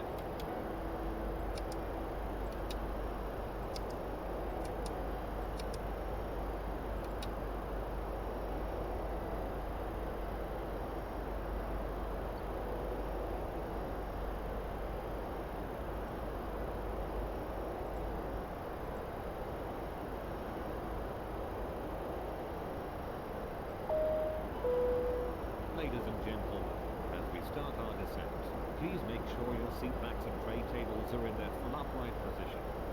Make sure your seat belt is securely fastened, and all carry-on luggage is stowed underneath the seat in front of you, or in the overhead bins. Please turn off all electronic devices until we are safely parked at the gate. We hope that you found our flight enjoyable. We would like to remind you that cushions and blankets are to be left in your seats. Thank you.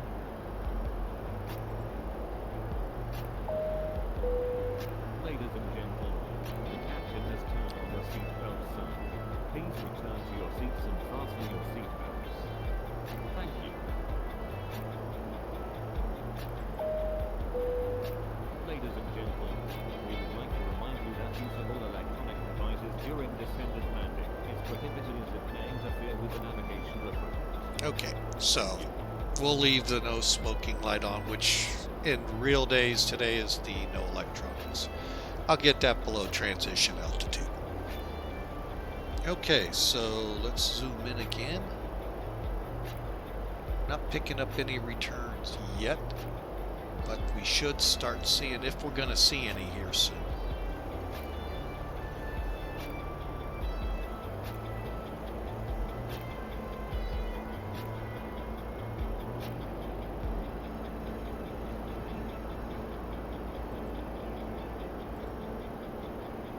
Yeah, I was just having some fun, folks.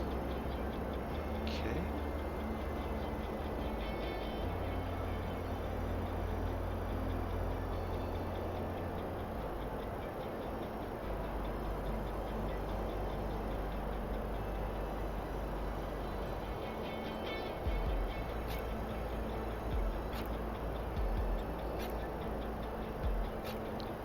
Okay, we're continuing to descend, and we're still above our glide path. Well, we'll see. Again, our goal is 7,000 by Eichel. Really, coming off Troy, I like to be at about 3,000.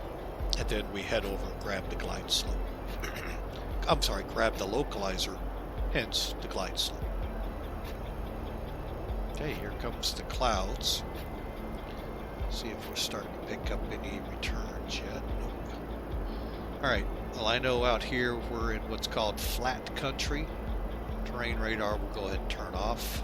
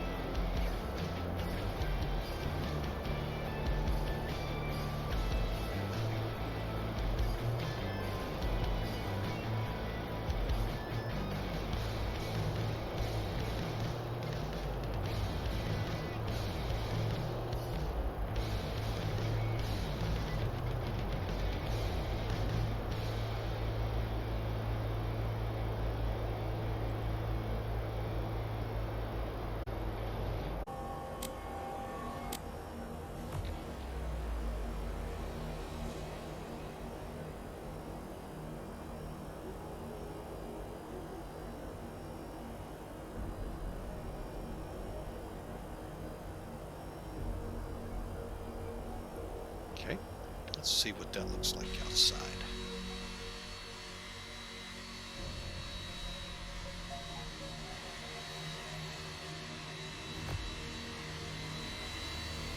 Into the clouds we go.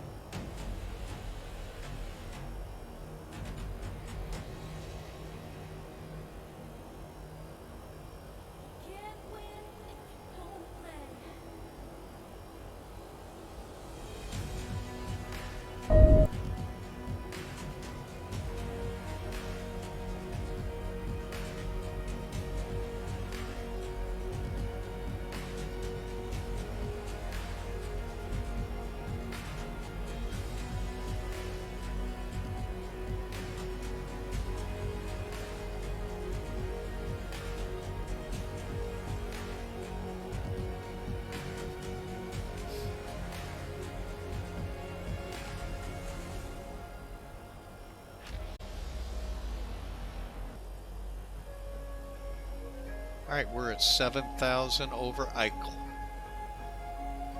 Descending, Roger, descending to 5,000.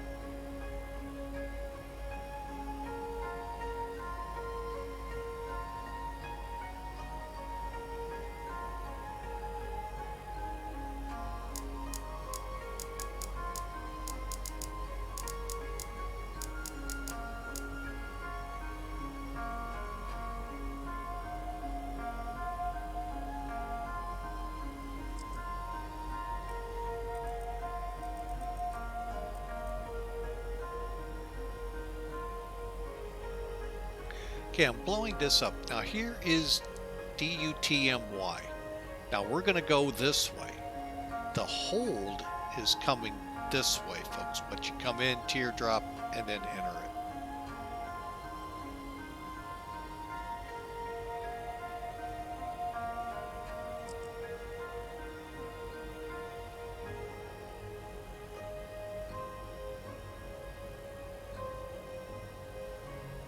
Okay, we're flying now to Troy. Localizer is alive. Glide slope shows, but we're not inbound, so we're not going to rely on it. Alright, so 10,000 feet again. Transition light, all lights are on. Speed brake. We're not going to arm till we get on final. But we'll use it if we need to slow down. VNAV off. We'll control the speed right now. 240 is fine.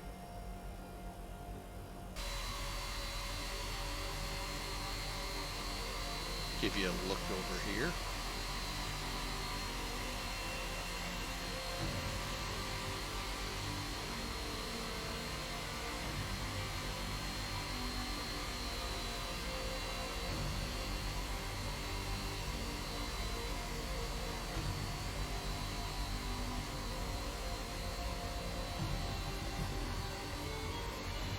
Okay, there's the airfield right there, folks.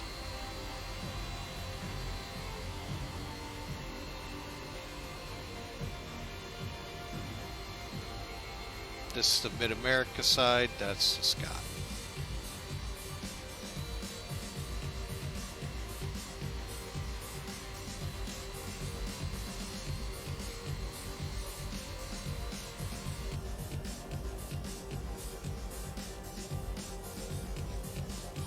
And from my seat, you can see it right there. Where are we on our descent? Oh, we're starting to get some returns.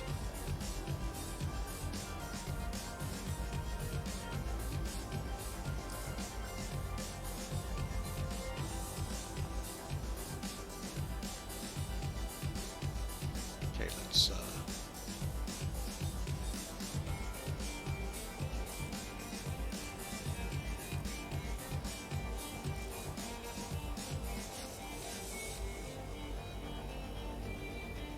okay, we're making our final descent here.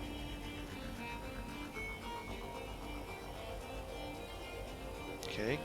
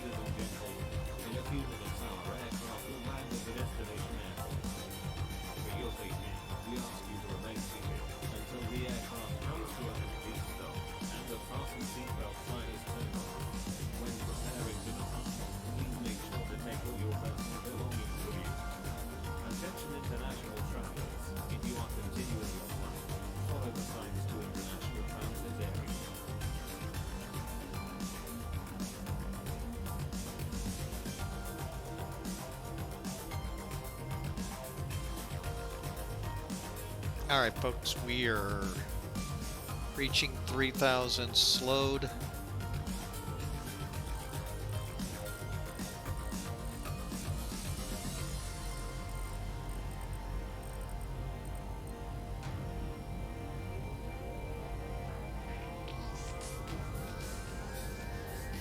gonna go ahead and turn my weather radar off too. Let's go ahead, continue down to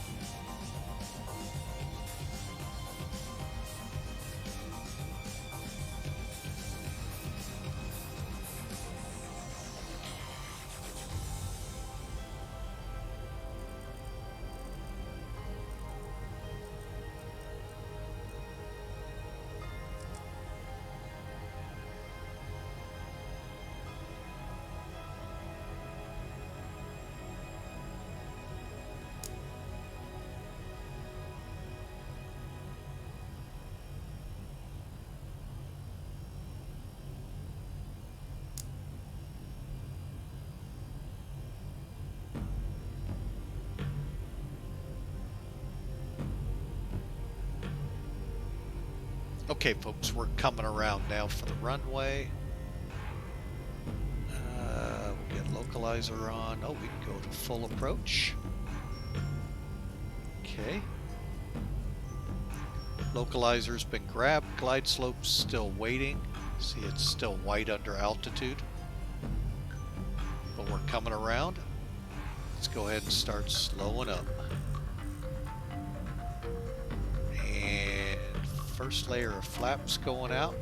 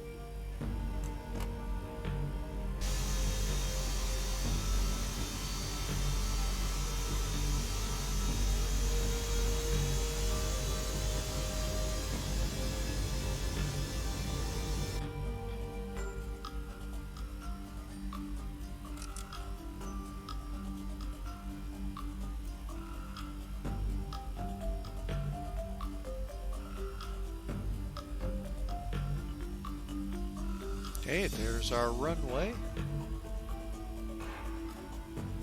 I don't think we have DME on it.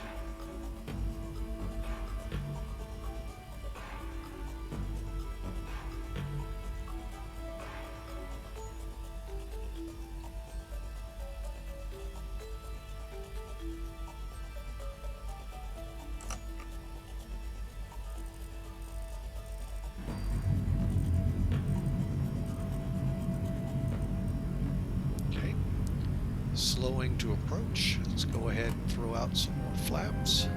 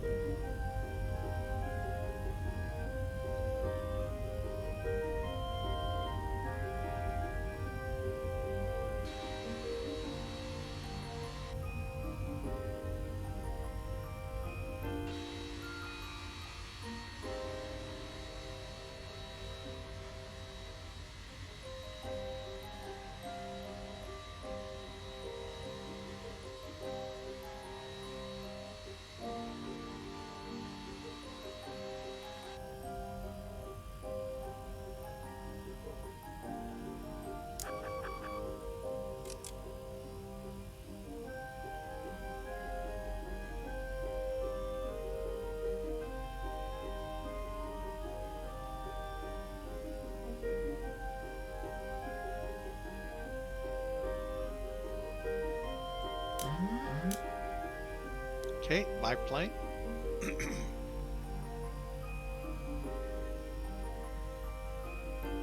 Flaps full, spoilers armed, gear down in 3.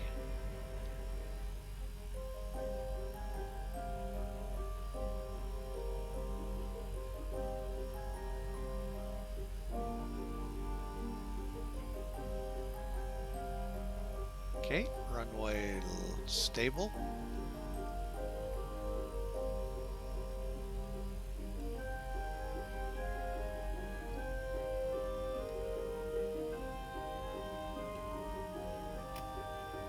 Minimums 50, 40, 30, 20, 10.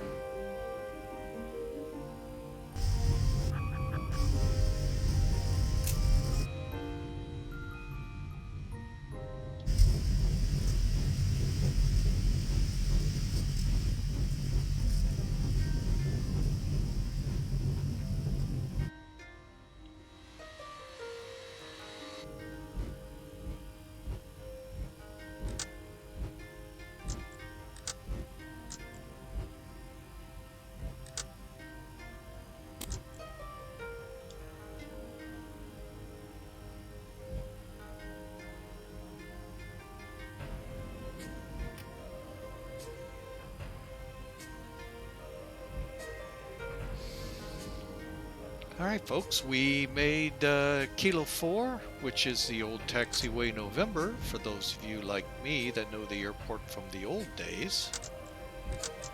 Alright, so we're after landing now. Lights. Strobes. Okay. Autopilot's off. Flight directors are off.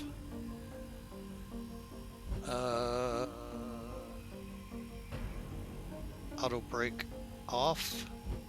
Speed brake.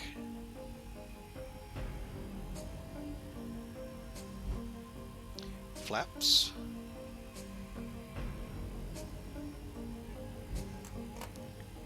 All the way up.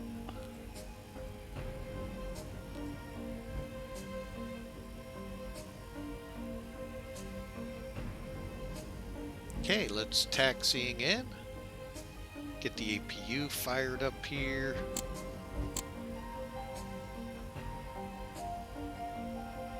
And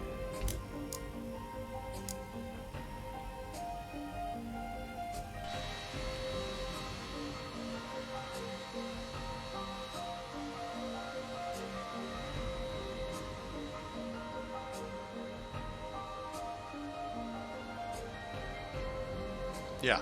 Welcome to the complexity of Mid-America Airport.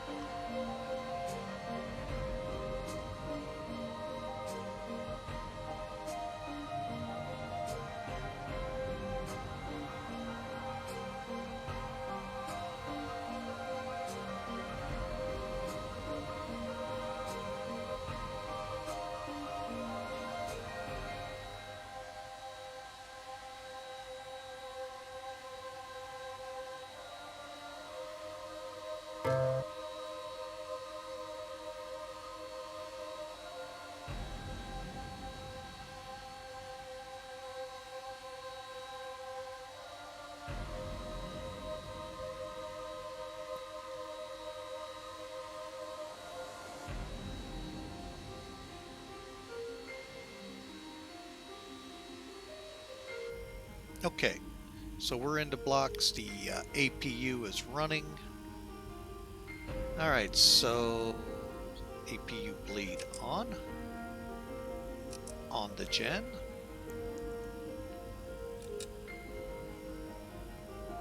Flaps are up. Transponder, that's the one thing we didn't move. Standby.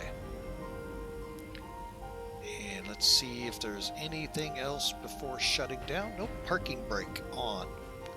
Weather radar off.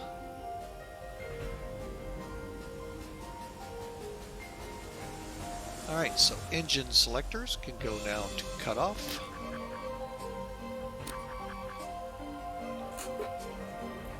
Okay, and there's the cutover. Fuel pumps can go off now. We'll leave the left forward on, and we'll turn the beacons off. Okay. Let's get the GPU and everything set up here. So for that we need the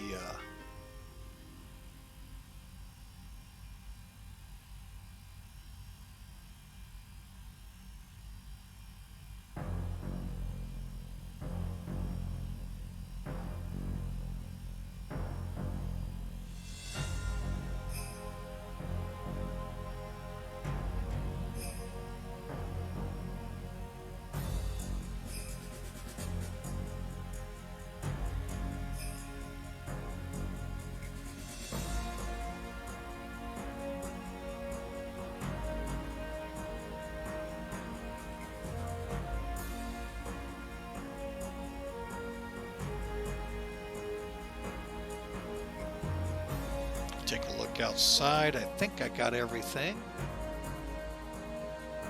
Granted, we're not at the gate, but oh well. That was my bad. I was trying to get something. And by the way, we don't have this in Mid-America. But anyway, we are in the gates. And oh, I forgot to click unload. Duh.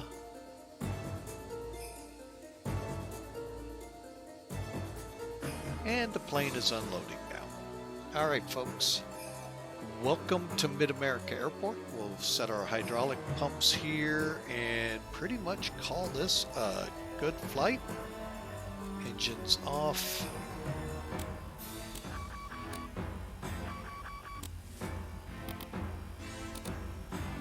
And all of our IRUs off. So folks, we're set for the next flight. Not sure yet what it will be, but folks, that's the end of this one.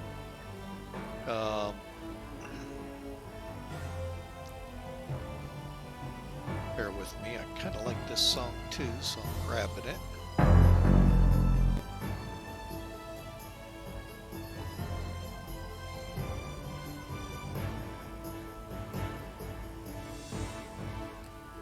Okay, so let's take a look here, folks. While we're in the blocks, I'm going to come off, first off, file my flight plan.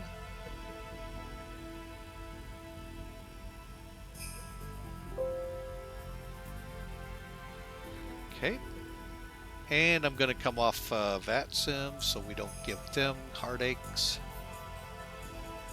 And close that out. Now what we're going to do here is just go back, take a look at the landing. and see how it looked from a couple of different perspectives.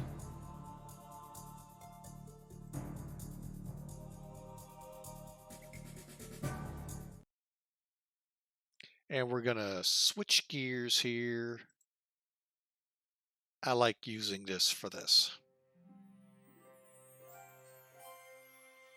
I've already heard it once, but never can hear it enough. Let me bring that up a little bit so you don't hear me, and we're going to go take a look from a couple of wing views.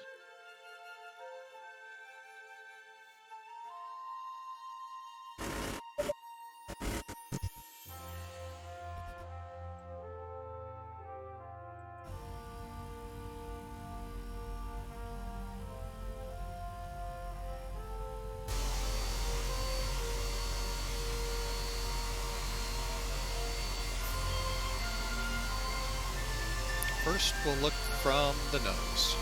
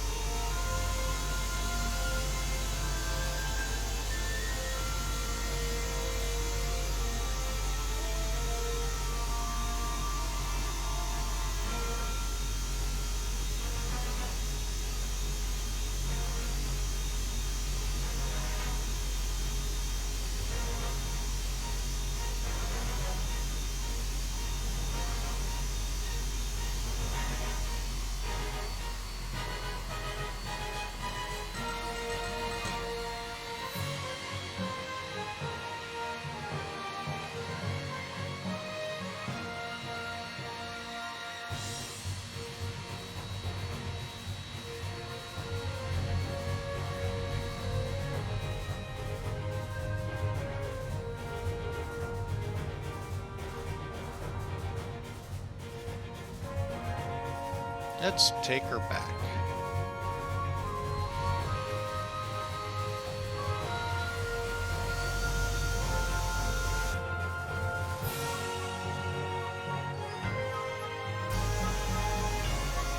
Watch out this one.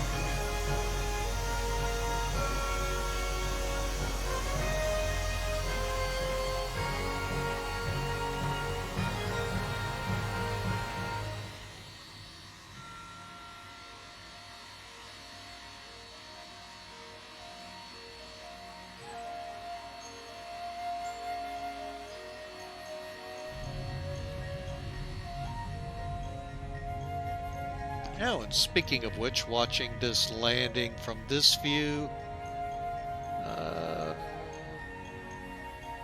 we recorded 122 feet a minute, folks. All right, so what we're going to do is one more time. Now I'm kind of curious on something. I'm seeing the flaps aren't out. At least with the Airbus, we got the flaps. Oh, they're out. Okay, I don't know why they didn't show in that view.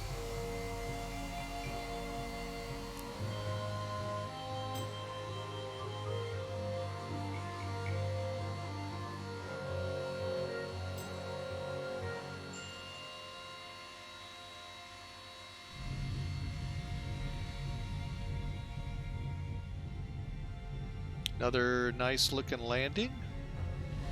Final view, folks. And this one's guaranteed to always be good.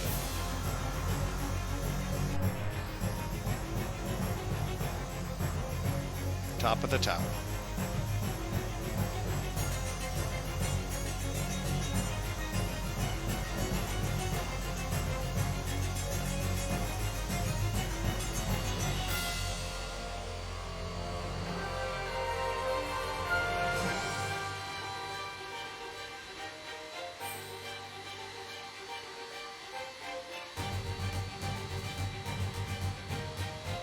They always look good from this view.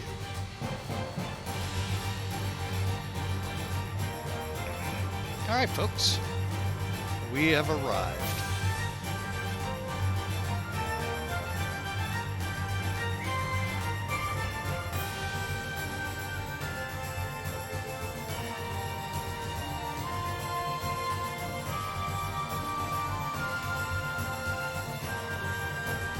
Well, folks, I hope you've enjoyed flying with Mike today.